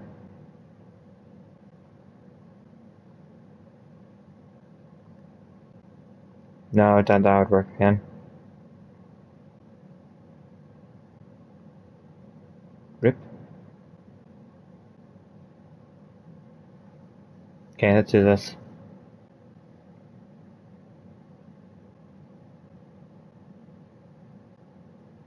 That's the same thing I said. Check myself over. At least you still have your pack and your sword, but then you realize half your gold has gone missing. It's lucky that you're keeping multiple pouches, and so you have not lost everything. Suddenly the hatch above is open. Something blocks the light for a few moments, and then the light returns, bathing the edges of a wicker cage, which the crew are lowering down in a rope. What is it? The other prisoners react immediately, but in different ways. Some begin to scramble away, trying to get as far from the cage as possible, while others wait underneath impatiently and begin jumping to try to climb their way out. A little present from Vic, one calls one of the guards with a laugh. Try to climb out. You begin organizing the prisoners to form a pyramid, so you can all climb up and through and then pull each other higher up. But as soon as you manage to grip the wicker of the cage, you realize you have made a terrible mistake. A claw paws scraps over your knees, and then a fanged jaw snaps between the bars. You fall to the deck and scramble back. There's a wolf in the cage. The rope goes slack as the cage hits the deck, and as it does so, the cage falls open. Draw my sword. You draw your sword quickly. Thanks to the baboon, they left you armed. They must not have bothered to search their prisoners very thoroughly. Try to forward to an attack. You push forward to the front of the group as the wolf emerges. Then things start to become clear. This wolf, like the one in the alley behind the inn, is a werewolf, encased in tight armor, even though there is no full moon to be seen. You stand between the wolf and the other prisoners, behind its flaring fur and snapping jaws. The rope of its cage leaps up through the hatch. Escape if you can reach it. Let's attack.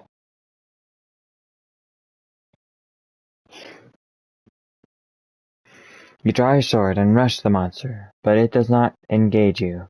Instead, it darts to one side and rushes down to the other end of the boat. It seems it would rather not risk a fight if it can avoid it. The werewolf is lashing out, snapping at prisoners nearest to it. It catches your friend Thomas on the leg, and he drops to the floor, screaming out in agony, howling and writhing as though possessed.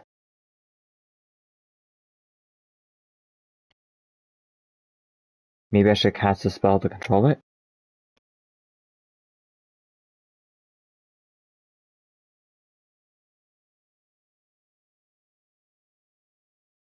Oops. I wasn't doing it right, so I was confused.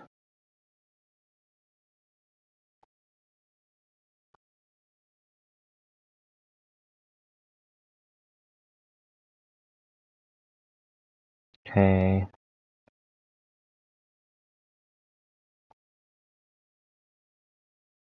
Create shield? No. Force film? Fog?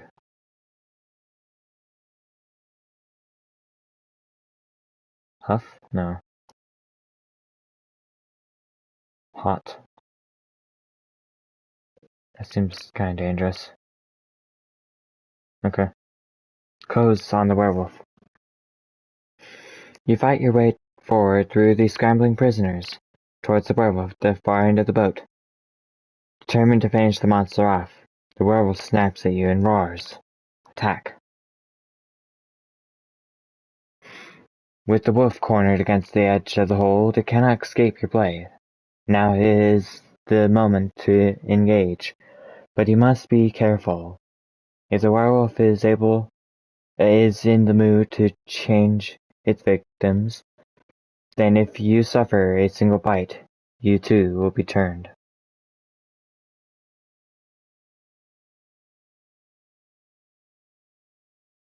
The werewolf turns twice in front of you, armor flashing teeth, dripping poison. You swing your sword widely for the gap between its armor and its skull. The prisoners sigh and moan. The werewolf stops to bare its teeth, dripping with drool and blood.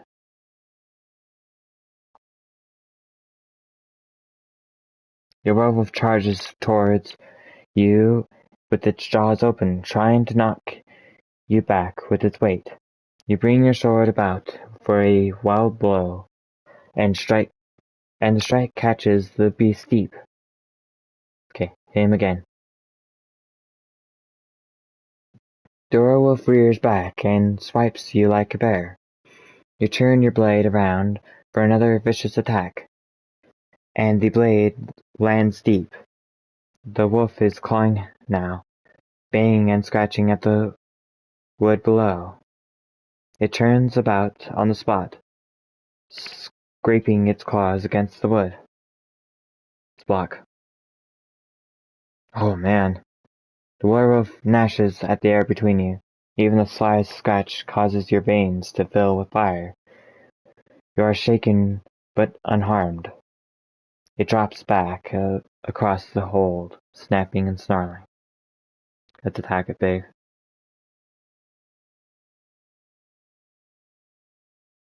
Even blocking it slipped it so much. You twist your grip about for another manic blow, and the blow cuts deep.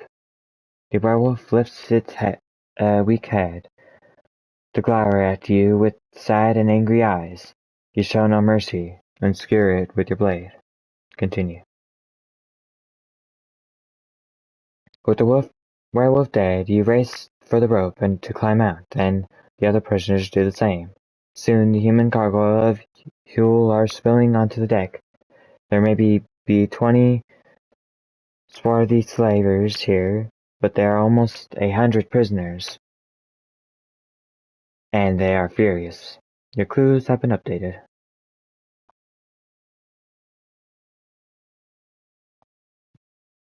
Which one? This one? Big's teeth? Werewolves trapped in their lupine form by plate armor stalk the city at night, controlled and owned by a man named Vic.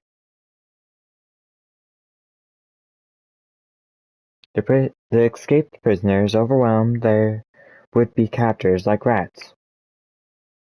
Luckless pirates are tossed into the hold, and even less unfortunate ones are sent over the rail and into the filthy water of the river Jabaji. The fight is desperate. The foe is hardly well-armed bunch, but this is a fight that could be won. Join the fight. You swing boldly into the fight, picking out the leaders of the slavers, and striding the deck towards them. Draw my sword. You draw your sword to make ready for a fight. Yes. The slavers cry for Vic as he hurls towards you through the melee. You raise your own sword for a brutal attack and knock him to the deck. All around, prisoners are screaming with anger, tearing other crewmen apart with their bare hands. The slaver shifts his grip on his sword. Men scream as they clamber up the rig. Attack him heavy again. Nice. You keep up the pressure, swinging with expert precision and all of your strength. His own half-hearted blow is knocked away. The slaver can barely find his balance on the tilting deck. You must have injured his sea legs. The slaver steps back. Flames are lingering from the cabinet at the back of the ship. Let's attack him. One more. Yes. I defeated him without taking any damage. Sweet. You batter at his blade. Reaching into a barrel, you toss a handful of gunpowder to his face, and cut him as he staggers. Your strike is more than a slaver can take. He staggers backwards, and then suddenly he is gone, over the rail of the ship, and into the dark water of Tribaji. Flawless fighting. The other prisoners have finished off the rest of the crew, and a ragged bunch are celebrating victory by breaking out kegs of grog. Others are looking about for boats to take to shore, but it seems all the boats are out. Let's take the ship, Thomas cries out with enthusiasm. Enough of this city. We'll be pirates. The general roar of approval grows up, though you doubt this motley crew can sail.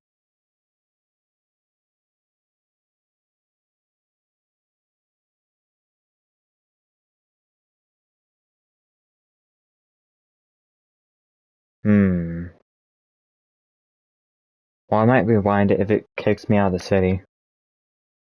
If I can. We'll see. Captain the ship. Can you sail, you roar at the top of your voice? Can any of you dogs sail? Because I can. Follow me, and I'll have you all out of care. And you think then you can moor up on the far side of the river overnight and skip the ship for the Blocklands. And the rest of your journey, the prisoners, your ragtag crew, raise a great roar of approval. Grog is passed around, and you clamber up to the ship's wheel to begin directing the course.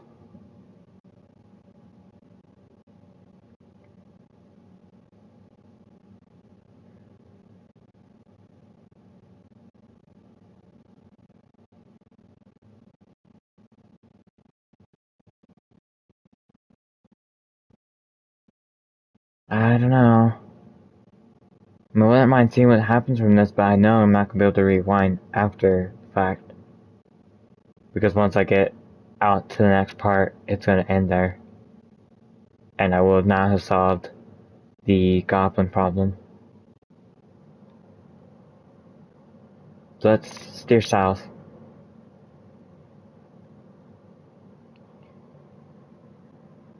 You turn the ship around, but then another vessel crosses the river, begins to move. It bears the same flag as your own, and is turning to board side. "Main the cannon!" you cry. "Get ready to fire!" But yours was a foolhardy dream. That bunch of exhausted, well-nourished prisoners could broadside better than Vic's flagship, because the vessel is bearing down on you now, cannons reporting with flame and smoke. It seems Vic is not unwilling to sink his own ship. These shots do not go across the bows of the boat. We hit! With a glug and gurgle, the ship sinks under the water, and you are swimming through the thick filth and fighting for air. Well, I couldn't have lived if I wanted to. You are in the thick sludge of the Jabaji River. The river bobs with wreckage and cargo from the sunk vessel. There is no sign of your friend Thomas. You gasp for breath, almost wrenching from the terrible smell of the sewage and rotting fish and slime. But you quell your nausea. You cannot afford it until you are safe on dry land. You must swim. Swim! You turn and swim across the river for the far bank. It's quite a long distance, and the water is thick and foul. Clamber onto some wreckage. You swim onto a wooden spar and haul yourself up onto it. With your head out of the water, you can recover your breath. You paddle your way quickly across the river and onto the far shore. Climb out. Drenched you may be, but you have reached the banks of the Upper Care. The buildings here are not as grand as on the south side of the river, but they are much better condition. Fewer people live on this side, away from the fields and the hills, but those that do are richer. They are also most likely more dangerous. But of course, it is on this side of the city that the North Gate stands. A crate from the sunken ship bobs in the shallows. Let's see what's inside. Once you've hauled the crate to shore and levered it open, you find inside an assortment of small daggers, of little use to you, and several tunics. But there is also a cloth-wrapped package containing 2 meals' worth of bread, and a pile of waterlogged leaflets printed with the words, "Vic for First Noble." You follow the road away from the river, leaving dripping wet footprints on the dirt track, towards the fork in the road. If there are any nobles still in the seaport, their houses are most likely to be on this side of the river. But which way? You have found one new clue. So Vic is the first noble. The fork in the road.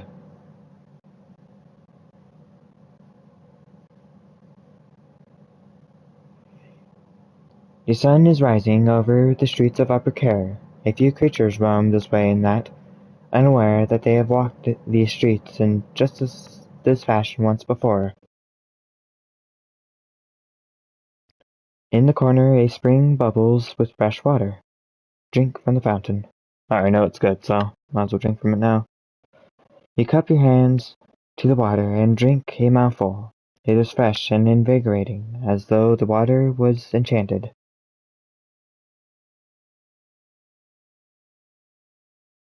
Okay, ask for directions. He pulls itself free and hurries away. It is too miserable to speak. Look around. Looking left, the road heads through into a residential area that seems well cared for. A short way off, to the right, is an open plaza. There is nothing for it. If you will have to explore for yourself.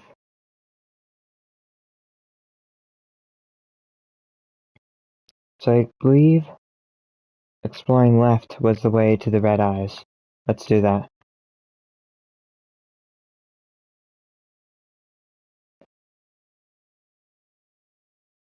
You follow the narrow winding street, past shops and stalls. It is still early and they're not yet open, but there are strings from within the houses as the day activities begin. A face appears out at the window and seems to watch you pass, although the creature's eyes are closed and you are not sure that it actually notices you. Wave at the creature? It's not elven either, but something in between. Greet it?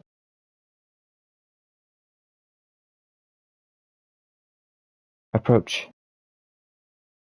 Despite their eyes, they have seen a fight coming.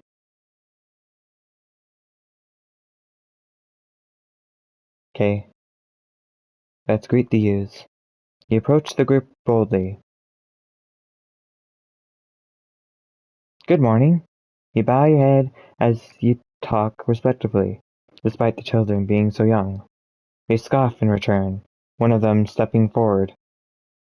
This street of the red eyes. This is the street of the red eyes, he says quietly, and we don't welcome whiteites here, around here. Would you like to see what we do to them? No, you reply. I can do without. The leader laughs. One of the other youths blinks once, and for a moment you see his eyes flashing red balls of flame. I should not think, the leader whispers. But here's your taste, he says. The youth opens his eyes, and suddenly a streak of burning fire shoots from under his eyelids, scorching your side. You gasp in pain, and he laughs. Then the other creature grab your arms from either side. Don't struggle, one whispers, or we'll look at you all over. So I did this so I can actually save this guy, which I failed to save last time.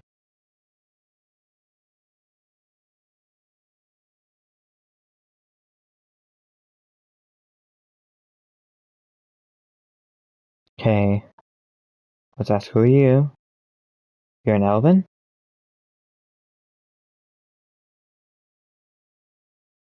What is this place? Why are you here?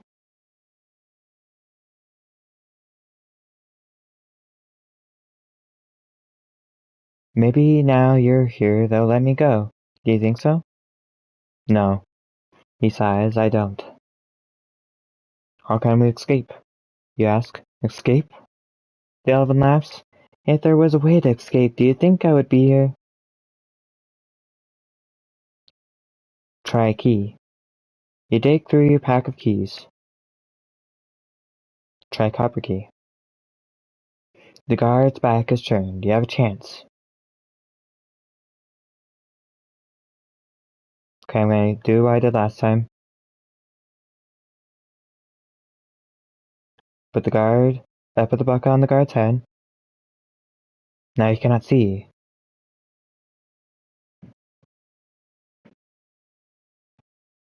I'll throw my net over him. Next, you throw your net stolen from the giant's cave over the blind guard, and drag him backwards into the cell. Excellent, hisses the elven. Now let's get out of this place. He rushes towards the door. Follow him. You drive out into the corridor and slam the door behind you. Lock the door. Moving quickly, you lock the cell door with the copper key. Run for it, the elven cries, and he's right. Inside the cell, the guard has got the bucket off his head and is moving to the window. You hurl out around the corner just as the beam of fire explodes off the wall behind you. But he must have had the key of his own, because you hear him opening the cell door, and he is out, hot on your tail. Don't stop. Keep running, Dalvin cries, but he is out of shape from his long confinement. You round another corner, but as you look back there is a burst of flame, and the elven is no more. You race up a set of stairs. Okay, I'm gonna go back with one. I did something. I want to save him, that's the reason why I did this. Greet the creature. Yeah, so ask the same things again.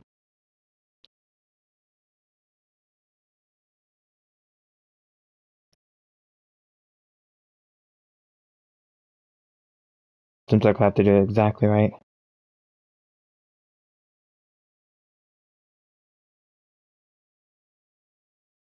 Okay, try key. Try copper.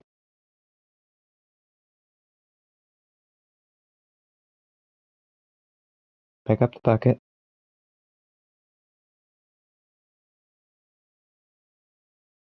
Use the bucket. Throw my net. Search the guard. You search the guard, finding a copy of the same key you already have, along with a couple of gold pieces. Quickly, he hisses. Hisses the elven from the doorway. You drive out into the corridor and slam the door behind you. Lock the door. Moving quickly, you lock the cell door with the copper key. Run for it, the elven cries, and he's right. Inside the cell, the guard has got the bucket off his head and has moved to the window. You hurl around the corner, just as a beam of fire explodes off the wall behind you. You hear him rattling the door at the cell, but he seems he can't open it. You race up a set of stairs, heading toward a patch of sunlight, and you emerge in the alleyway on the other side of the prison wall, the elven at your back. Outside the jail. You emerge onto a quiet street, and begin to weave and duck through alleyways. The elven, weak from his long stay in his tiny cell, can barely keep pace with you, but is filled with such joy to be free that he laughs even as he trips and stumbles. Turn left. At the first junction, you turn left. Do you know where you're going? Asks the elven, but there isn't time to reply. Turn left.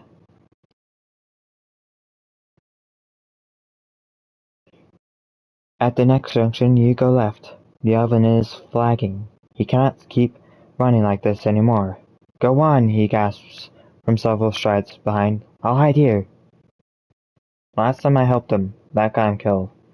This time I'll leave him. It breaks your heart to leave him, but you know it is right. You wish him luck, then hurry away. The elven crawls into a pile of junk and beds down. Perhaps you will see him again. Let's turn left. You keep running, taking a left. Quite suddenly, you emerge out of the side street, into a wide square filled with even more red eyes. But these ones seem like citizens rather than guards. The square.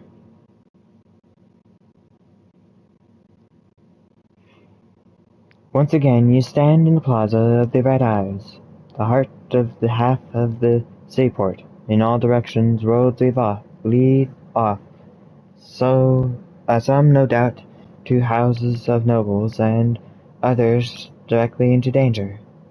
On the other side of the square, the main road continues on through a low arch.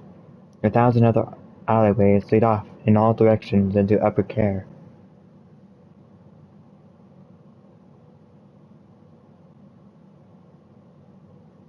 Approach the monument.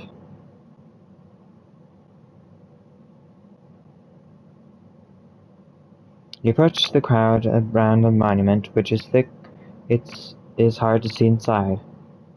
Clambering up the steps of the monument, you finally get to see inside, but the monument seems to be empty. There is just a circular rug that fills the floor space. The crowd murmurs and whispers. Step away.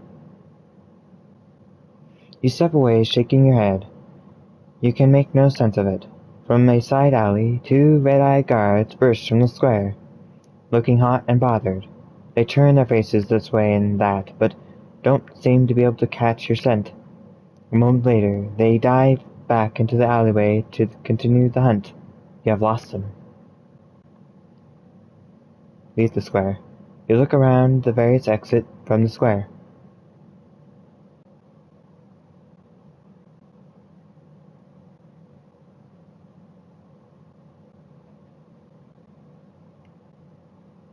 Okay, let's go to the alley. I haven't been this side. Now I believe one of the lords is right around here. But I don't know if that's going to be enough now that I have failed to find a lord on this side.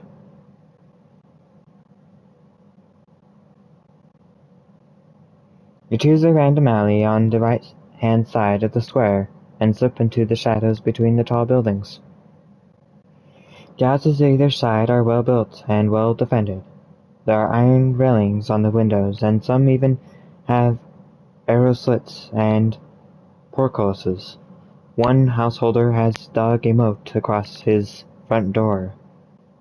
Outside one building, a tall man stands with a grappling hook. Let's approach him. You stride over to the man as he swings the grappling hook for an upper window, but misses. "Greetings," he began, with a respectful nod. The man turns to you. "Stranger," he says, "I'm terrible fix." The man gathers the rope for another swing. He is clearly tiring. "What is the problem?" you ask. "I've been locked out," he answers. "This is my home, and I've lost my key, but I've got a terrible throw, as you can probably see." The man throws again, and misses again. "Where did you get the grappling hook?" you ask, still suspicious. "Would you believe it? I found it," he replies, with a sigh, "near an old well in the wasteland. I was wandering about there feeling sorry for myself, and I chanced across it." Should I believe him, or ask if he's a thief? "Are you a thief?" you ask. "Are you a guard?" he demands. "No," you answer honestly, "just a passerby." "Then you should mind your own business, or help," the man replies. He is clearly quite cross. The man gives up. He winds up the rope another around his shoulder, then cups his hand to his mouth. "Esme, would you just open the door and let me in?" For a moment nothing happens, then a bucket of slop is thrown out over the man. He stands dripping in muck. "Who is Esme?" you ask, from a safe distance away. "Take my advice, stranger," he grumbles. "Never marry an elven. They may have lovely eyes, but they're thoroughly untrustworthy." He stalks away up the alley. "Time for you to move on." Along the alley. The street is falling into despair around you. Something has blighted the region of the city. Even the trees in the gardens behind the mansions have turned black where they stand. The only greenery is the moss on the stone walls. There are no rats scurrying underfoot, and only spiders roost in the rooftops. You pass a particularly grand house, its doors locked with heavy iron chain. This easily could be a house that one of the lords are in. Look at the house. There is a metal S bolted beneath one gable. Perhaps it is an owner's mark. Perhaps it is there to stop the wall falling out onto the street. There is a ringing noise from down the alley. A hooded creature with a bell around its neck is approaching in shuffling steps.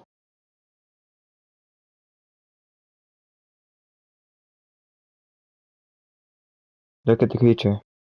A long black robe conceals the manner of this creature it is, but it walks slowly, as though in great pain. Around its neck is a bell, ringing with every heavy step. Greet it. "Greetings, stranger," you call. The creature with the bell does not look up, but continues its shuffling approach.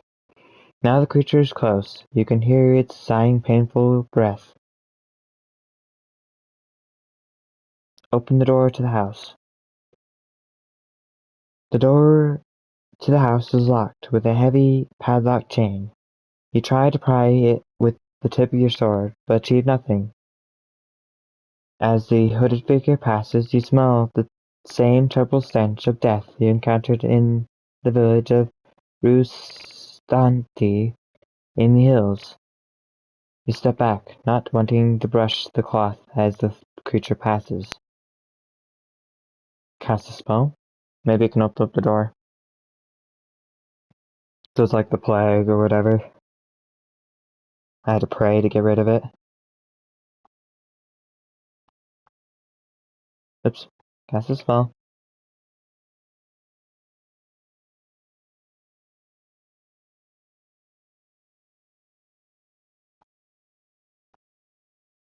Stop. Okay, cast. You cast a spell over the heavy chain, and it tumbles to the ground. The creature with the bell around its neck passes you without looking up and shuffles away. Enter the house. You slip through the wide doors of the old and empty house. The empty mansion. You push open the door and step inside the dark house. It is a mansion on the grand scale. There are at least 3 doors, and 2 great doors leading off to which, on either side, of the entrance hall. From the back of the house comes a voice. The Lord is not home.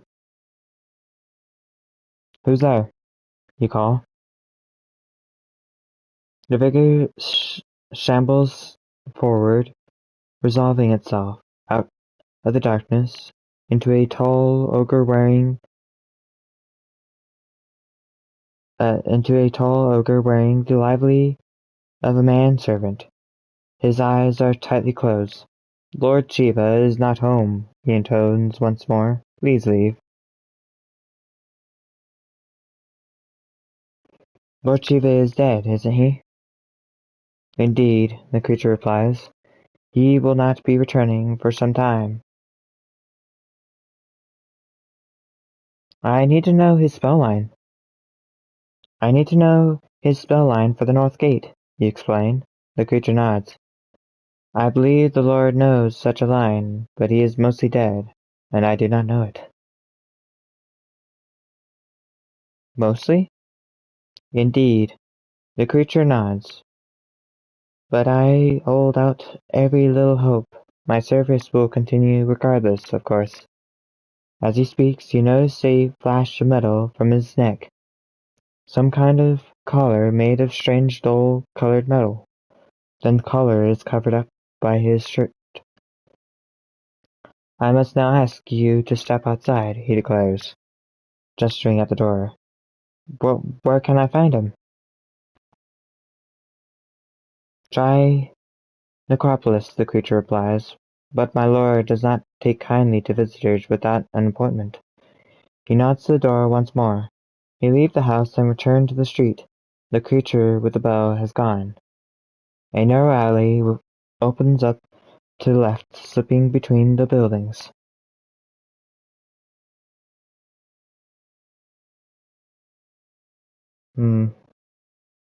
Okay.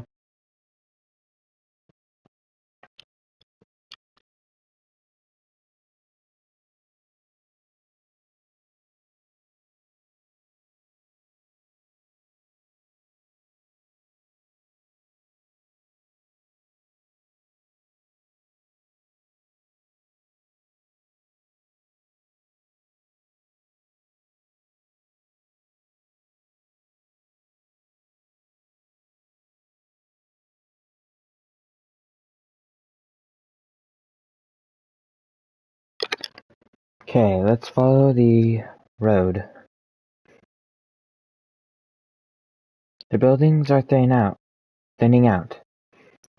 through a gap between the roofs. You can make out a tall, crooked steeple some way away, like a finger pointing up towards the heavens. A dark shape sits at its very tip. Look at the shape. As you watch, the shape seems to grow wide, then flatten once more, as though it has opened and closed. A bird, perhaps? Or simply a flag dropping downwards in the still air, into the wasteland. Once again, you are emerging from the alley into a wide area of the wasteland. Once this was a busy city district, but now it looks as though a hurricane has leveled it.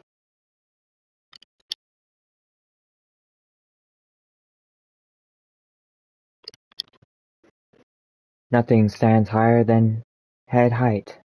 A few stairs lead to nowhere, and in some places a door still stands. Plants grow from every crevice and crack, as though someone had poured green paint over the whole scene. Things are constantly moving and shuffling between the leaves. The road, such as it is quickly smoldered by piles of wreckage. There are lots of other ways to pick your way through. One possible route leads up and over the side of a broken-down house. Another passes by what might have once been a mill.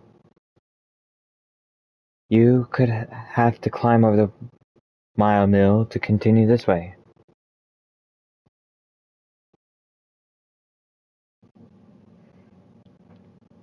Let's look at the mill. Who would build a mill out here, so far from the river? Still, there is a gigantic minwheel lying on the side of the path, despite the state that the building next to it is in. The wheel itself seems perfectly intact. Step over the minwheel. You clamber on the side of the minwheel, swinging your legs across the side. Then suddenly you are falling. You gotta be kidding me.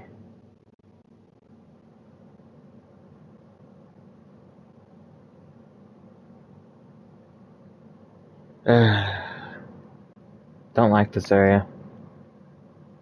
You have fallen into a portal trap once more. You brace yourself as you tumble through the air, knowing full well what is coming. You have landed in a disgusting pile of filth. Wait. You wait a moment, as a nearby chute ejects a horrible filth. Where am I?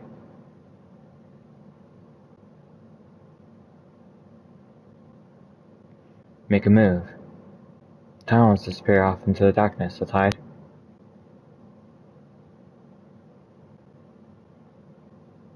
Stay low. Wait. Make a move. So going right let me continue on, but now I'm going to be skipping ahead to the ending. When I knew that... Dang. That's unfortunate.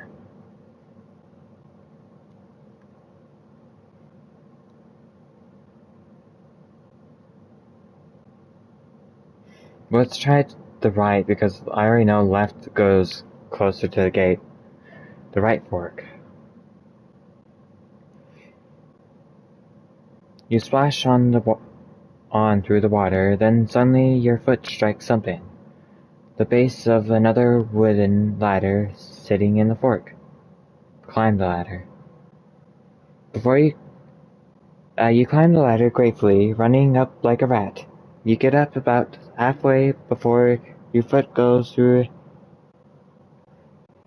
a rug, and then the bar under your hand gives way. The wood of the ladder is completely rotten through. A heartbeat later, it has given out completely, and you fall back into the slop. For a moment, completely submerged by it. Get up. You get up, soaked head to toe in filth. You are bruised, but in one piece there is nothing else to do but keep walking. If you keep walking for long enough, this tunnel must come out on the other side of the wall of care. The goblins must have entered somehow.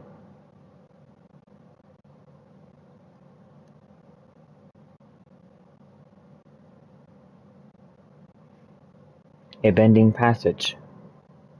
The sewer forks again, but one way is blocked by a growl. A skeleton hangs from against the metal. Look at the skeleton. The skeleton's arms hang through the growl,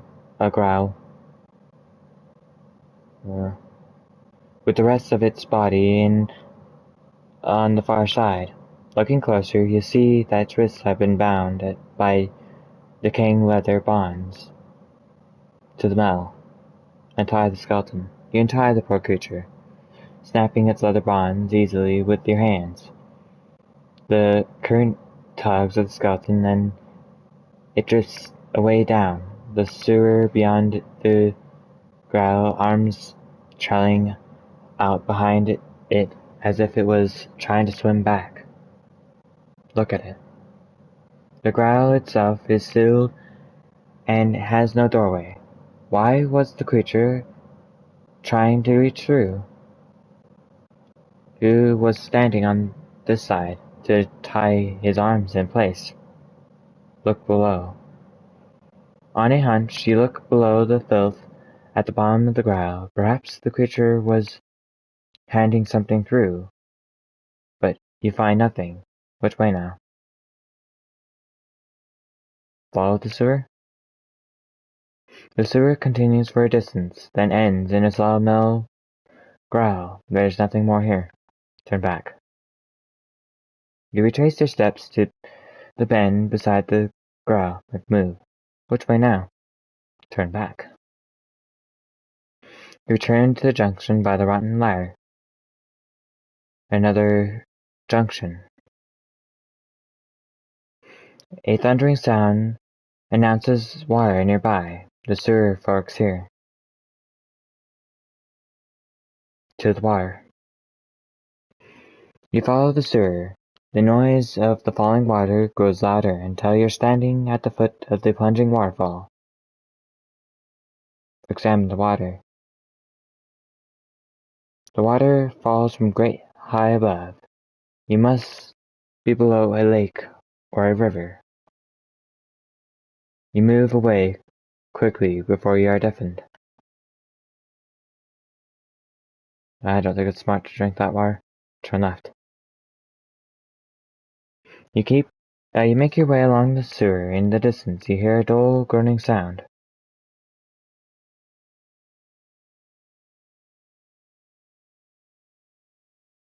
I can actually... Let's go this way.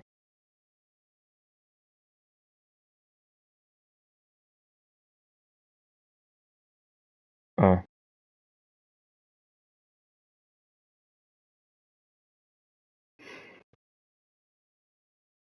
Okay, let's attack the beast. Okay, let's hit heavy. You draw your sword, which seems a mere toothpick compared to the size. The flesh begins to boil strangely. Let's attack again. It blocks. Okay, let's block. Yes, only one hit. Now let's hit heavy. It defends. Drops under the water, almost out of sight. Let's block. Okay. Warily you move into a defensive crouch. The slime eater sinks below into the sewage. It disappears into the sewer, almost invisible. Let's attack heavy. Dang. The smell is getting worse. Splashing through the mud, you race into the slime eater. Flunk in the filth, the slime eater escapes your sword. It grunts as it slinks back.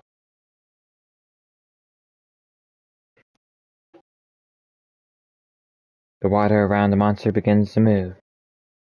Okay, that's a heavy. Oh, wow. Okay. Screaming, you rush at the slime eater. The slime eater roars up, exposing a soft area beneath its chin. You strike with your sword, and it sinks in deep, bringing a fountain of thick green ooze. And then, silence. Continue. The body of the slime eater sinks down into the muck. Past the slime eater, the lair is another tunnel. Beyond the slime eater. Dead end? You found this guy as well. Okay, let's climb up.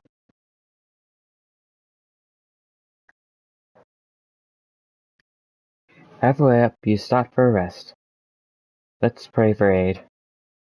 And feel the presence of the well helping you climb and filling your limbs with strength. You continue the surface and reach the top, feeling stronger rather than weaker.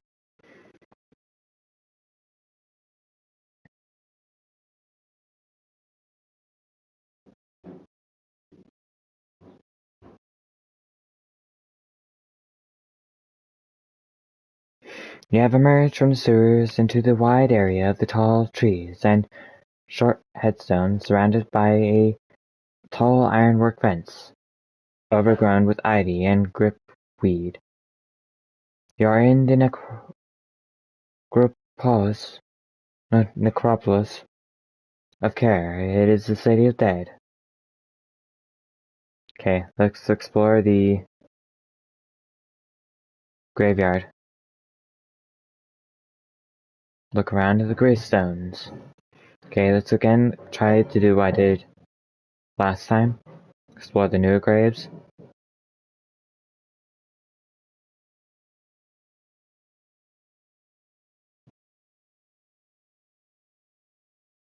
Shinvaz, here we go. I might be able to do what I need to do here.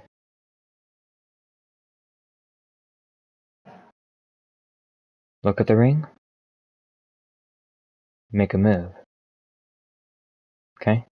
I did this many times last time, so just go through here. Let's cast a spell. I might be able to cast a light spell or something.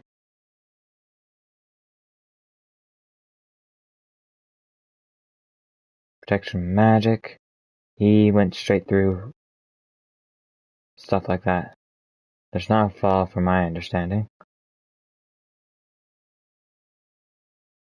Wrong. F. This F.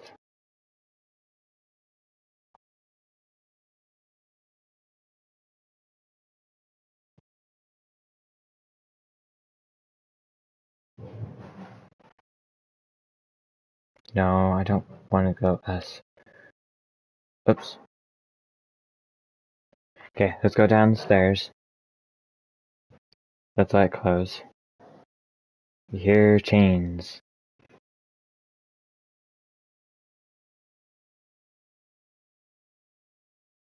Leave for the stairs. Keep going.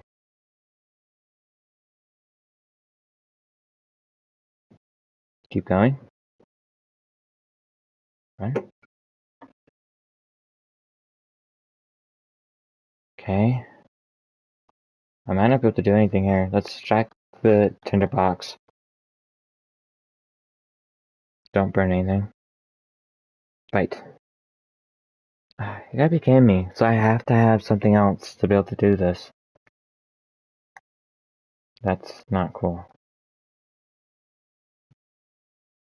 I thought maybe with the chain I could kill the creature. No, I want to rewind further.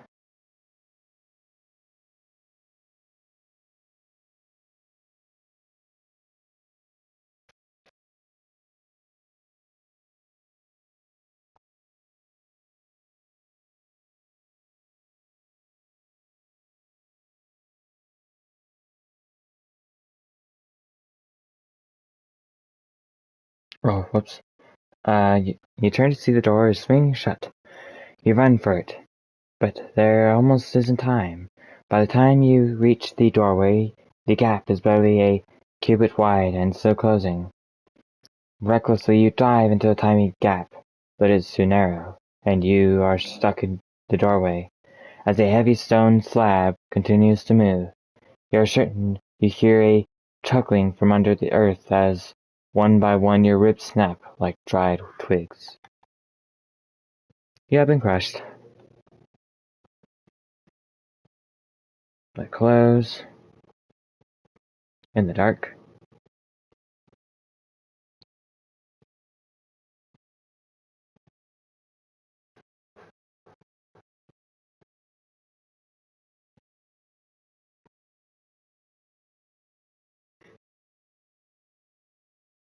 Do I lose the timber box when I light the matches? There we go. Nope, it doesn't look like it at the moment. Cast a spell. Let's try fog.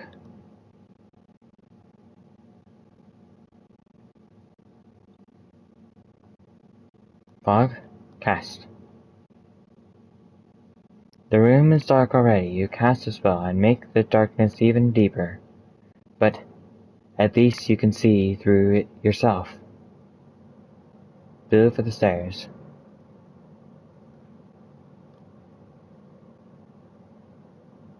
Cast a spell.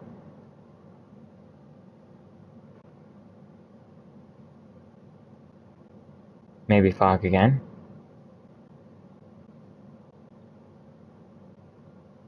No.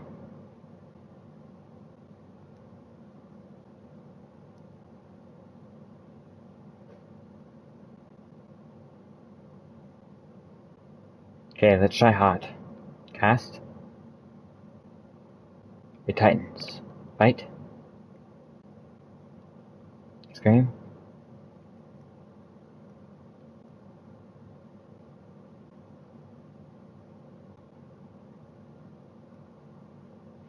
Okay, there's nothing I can do here. I'm done with this.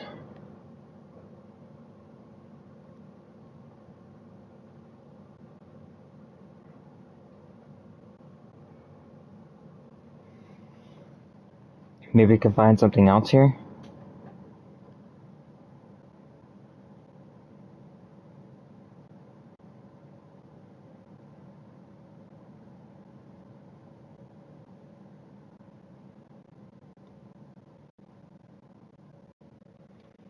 Okay, let's go through A, examine the tombs A through F.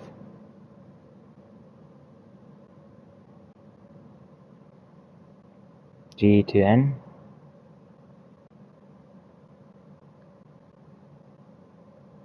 U to Y. You keep looking through the graveyard is full. It is beginning to feel very empty to you. Then suddenly you hear a deep moan.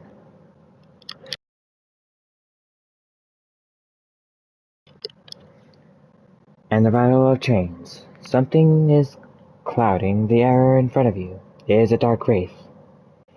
This land is cursed for the living. The dark wraith moans, raising its ghostly spectral arms and holding out bony fingers. You must become dead. Fight it. You ready your sword and strike the death wraith, but the blade passes straight through.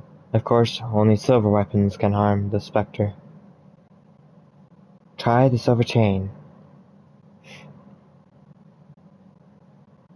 Thinking quick, you dig up Chainmaker's silver chain instead, and the wind is about one hand.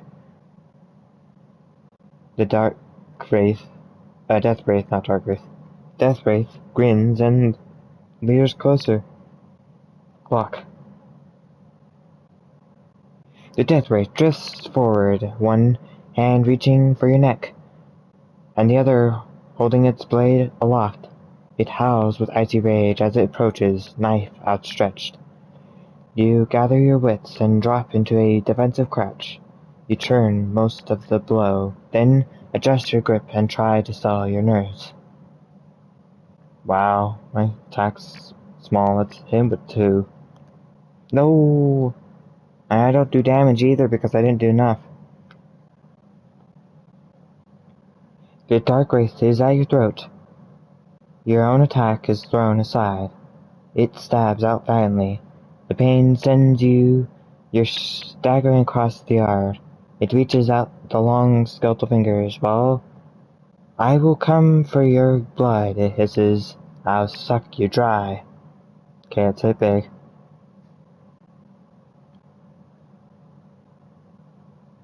The chill of the graveyard is around you, and you seize the moment to strike.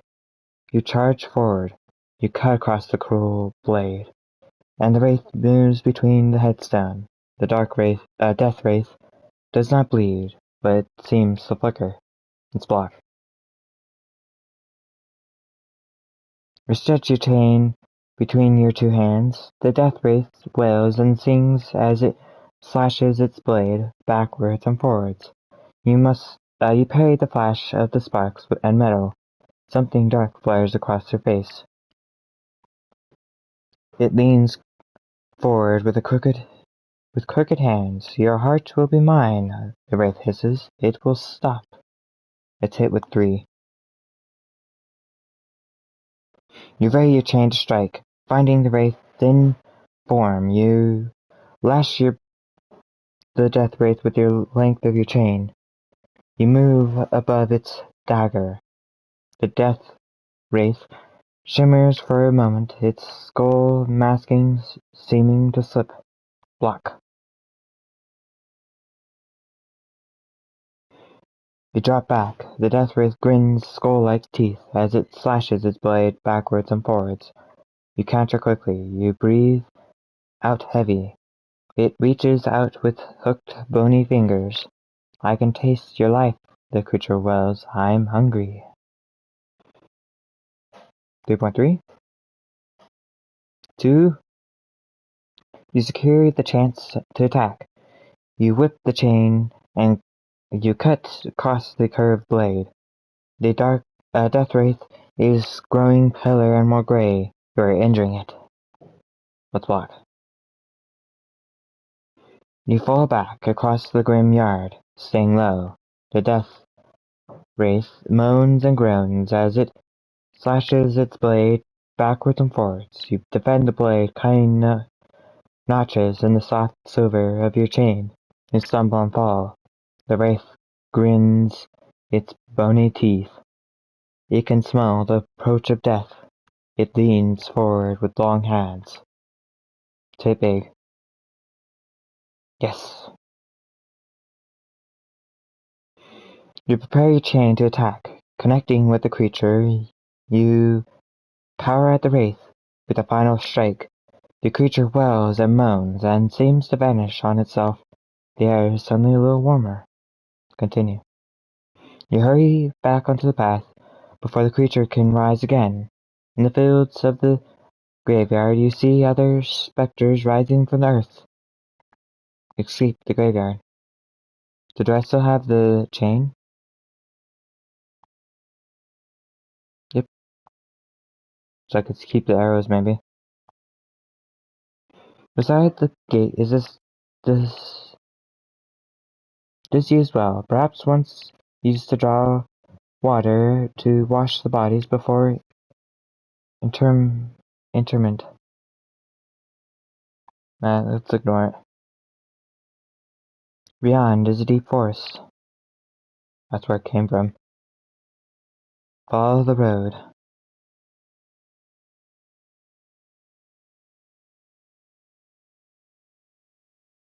Okay, let's look at the shadowy shape. Look down the left fork.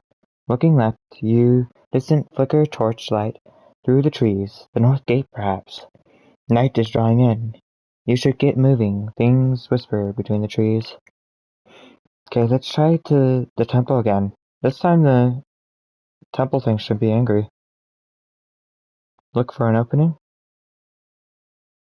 Look at the gargoyle. Drop the coin, a gold piece in. Look into its eyes. Climb up. Keep going. Halfway up. Ain't something. Look at the view. It's the same event. Move on. Climb higher. By the opening. Look at the opening. Okay. Higher. Maybe I can create myself a new spell.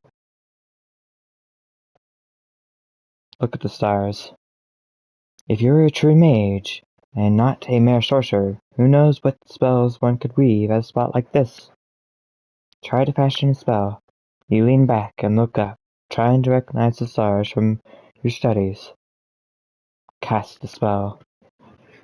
So the one that didn't work is L-E-K.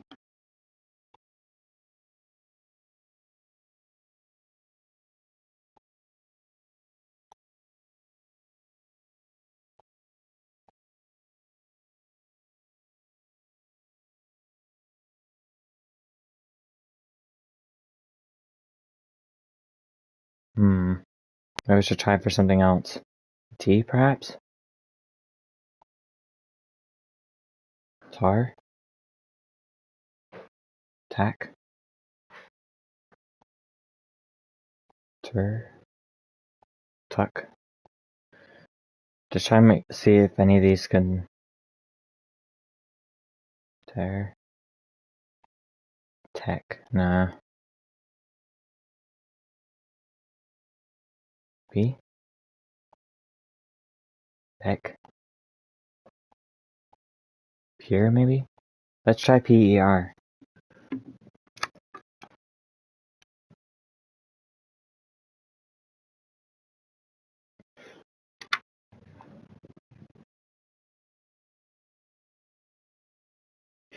You attempt to raise a spell that does not exist, and you suffer the harsh consequences as the magic collapses around you. Look at the view. Okay. Go down by the opening. You're back at the opening of the temple. Enter.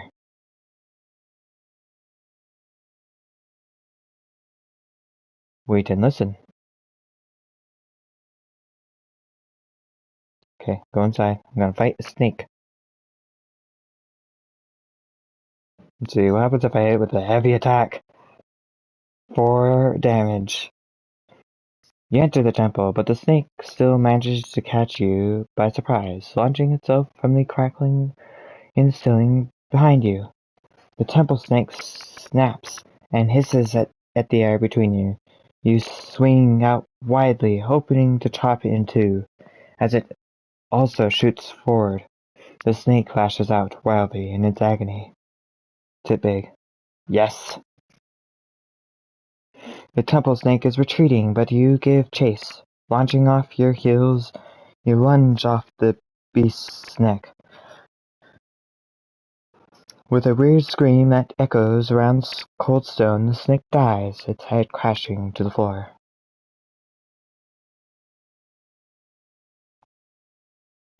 Further in. Far into the hallway, 4 large stone gargoyles of winged demons watch over the shrine. From the mountains high up in the cave, in the eaves, guarding the altar on which gigantic idol squats. Karaja himself approached the altar.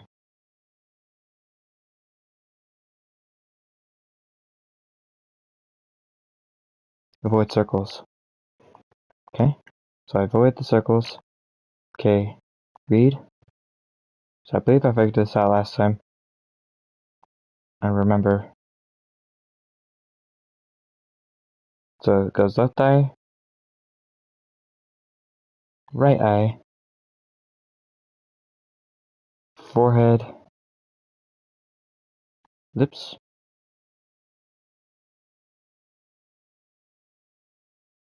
I've used my wits.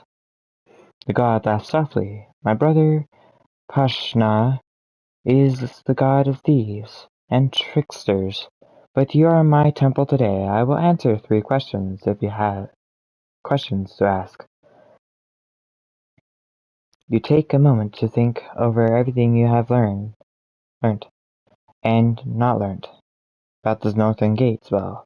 You remember when you realized you need to learn the order of the spell lines, but you only have learnt very few of the lines of the spell.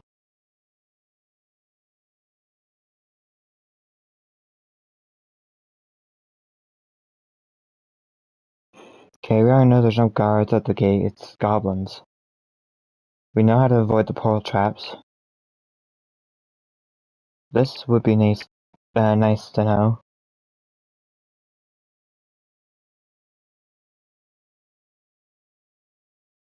How can I find Lord Theta? And tell me, I doubt he knows the spell. I mean, that's why we're looking for it. If he was able to just tell us, then that would be kind of crazy. So let's first ask, what order should the spell lines be read? You ask, leaning low to whisper to the god. The god issues a low whistle.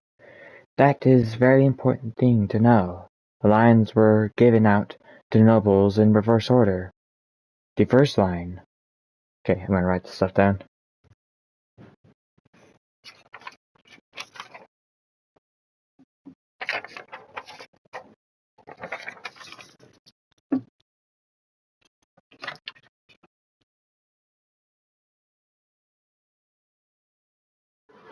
First line.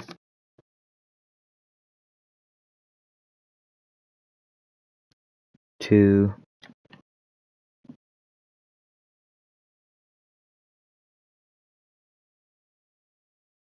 data. Second to Shinva.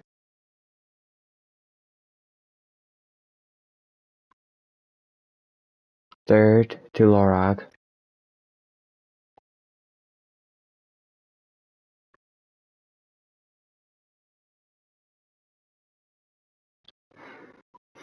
And fourth to Lord Molas.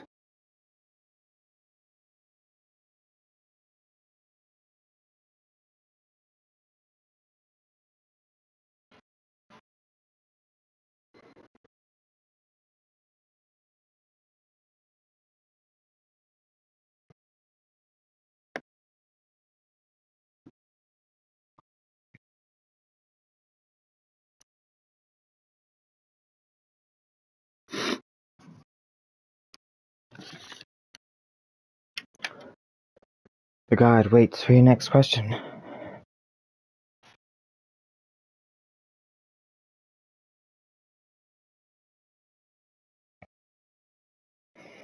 Well, I mean, I can give it a try. Tell me the spell for the gate. You command, hoping for the god's aid. I cannot tell you the spell, Kurja replies, after a long and mysterious pause. Only the nobles know. Molas, Shinva, Theta, and Lorag. I see from your face you have already encountered the last of these, at least. Find the rest and the spell will be yours. Ah, yeah, I figured that.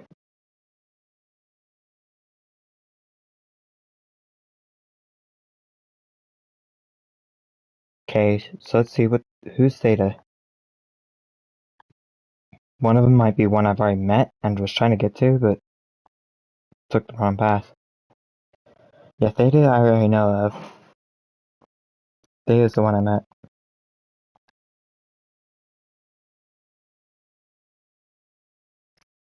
So, how can I find Lord Molas? How can I find Lord Molas? You ask the guide in an reverential tone. The second noble has been dead a long time. Kurja replies. Okay.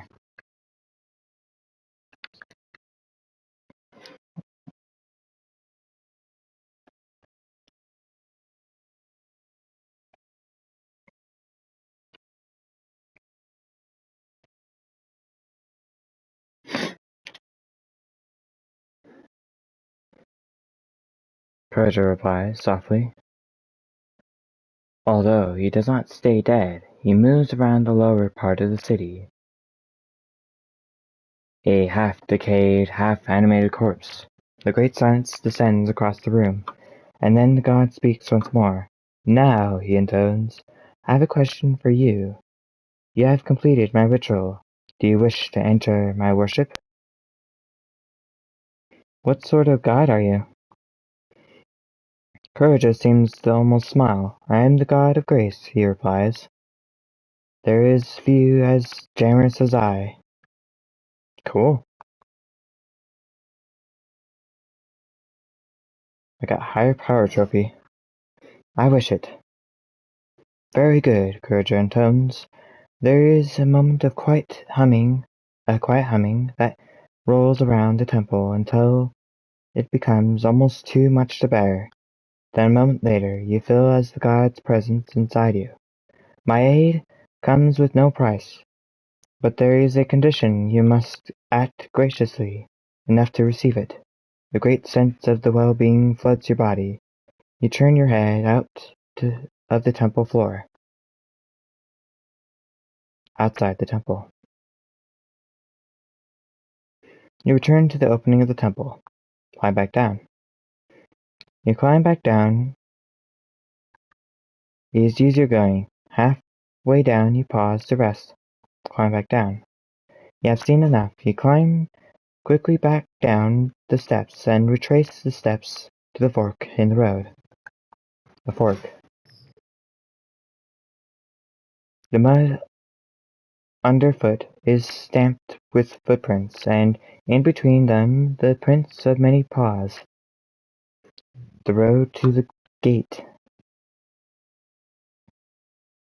You walk between the clawing trees and thick bushes. The north gate is finally in sight. You see its imposing ornate carved wooden doors over the top of the guard huts. Let's go into the guard huts again. You pause to watch the guard huts. They seem quite still. One has a hole in the roof. Weed grows through the chimney to a chimney of another. Are they abandoned? Something catches your eye. Movement in the shadow on both sides of the road. Torchlight. Thick for first noble. The trees behind, a ruffian steps out, leading several werewolves behind him. Well met, friend, he answers. Vic for first noble. Ask him about Vic. What is Vic doing? Leading the charge, the man replies proudly, walking to the council building. The wolves following a decent way behind. He wants to show he is not afraid to stand alone.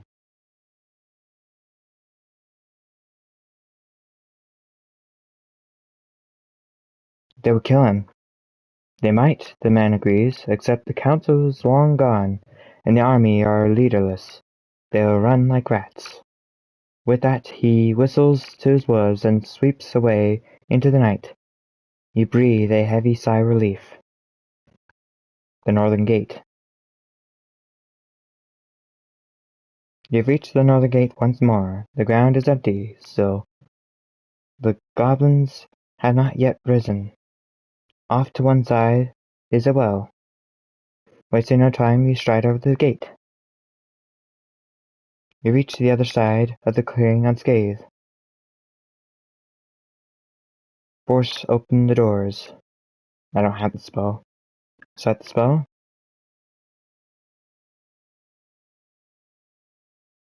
Open sesame! You cry. Tumblers too, still deep inside. You stand back. You see what effect your lines have. The voice has gone silent. Look around. The voice booms out. Incorrect. The door is sealed. The rest of the plays out exactly as you recall. In the midst of the bloodshed, the ghost appears once again, beckoning to you. Approach Lorag.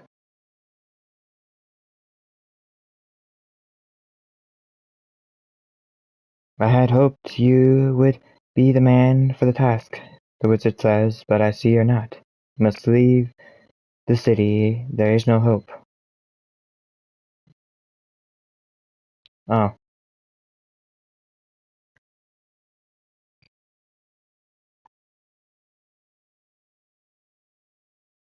So I failed to do what I needed to do? Okay.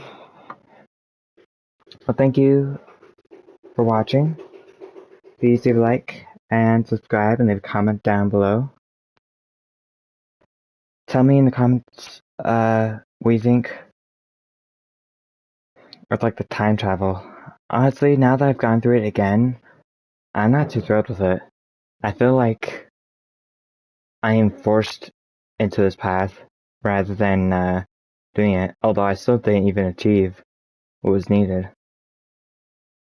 I feel like I need to know like almost exactly what I need to do and less of what I can do. But I don't know. It seems like to me I'm done with this chapter. Nice time to think, and I will see you later.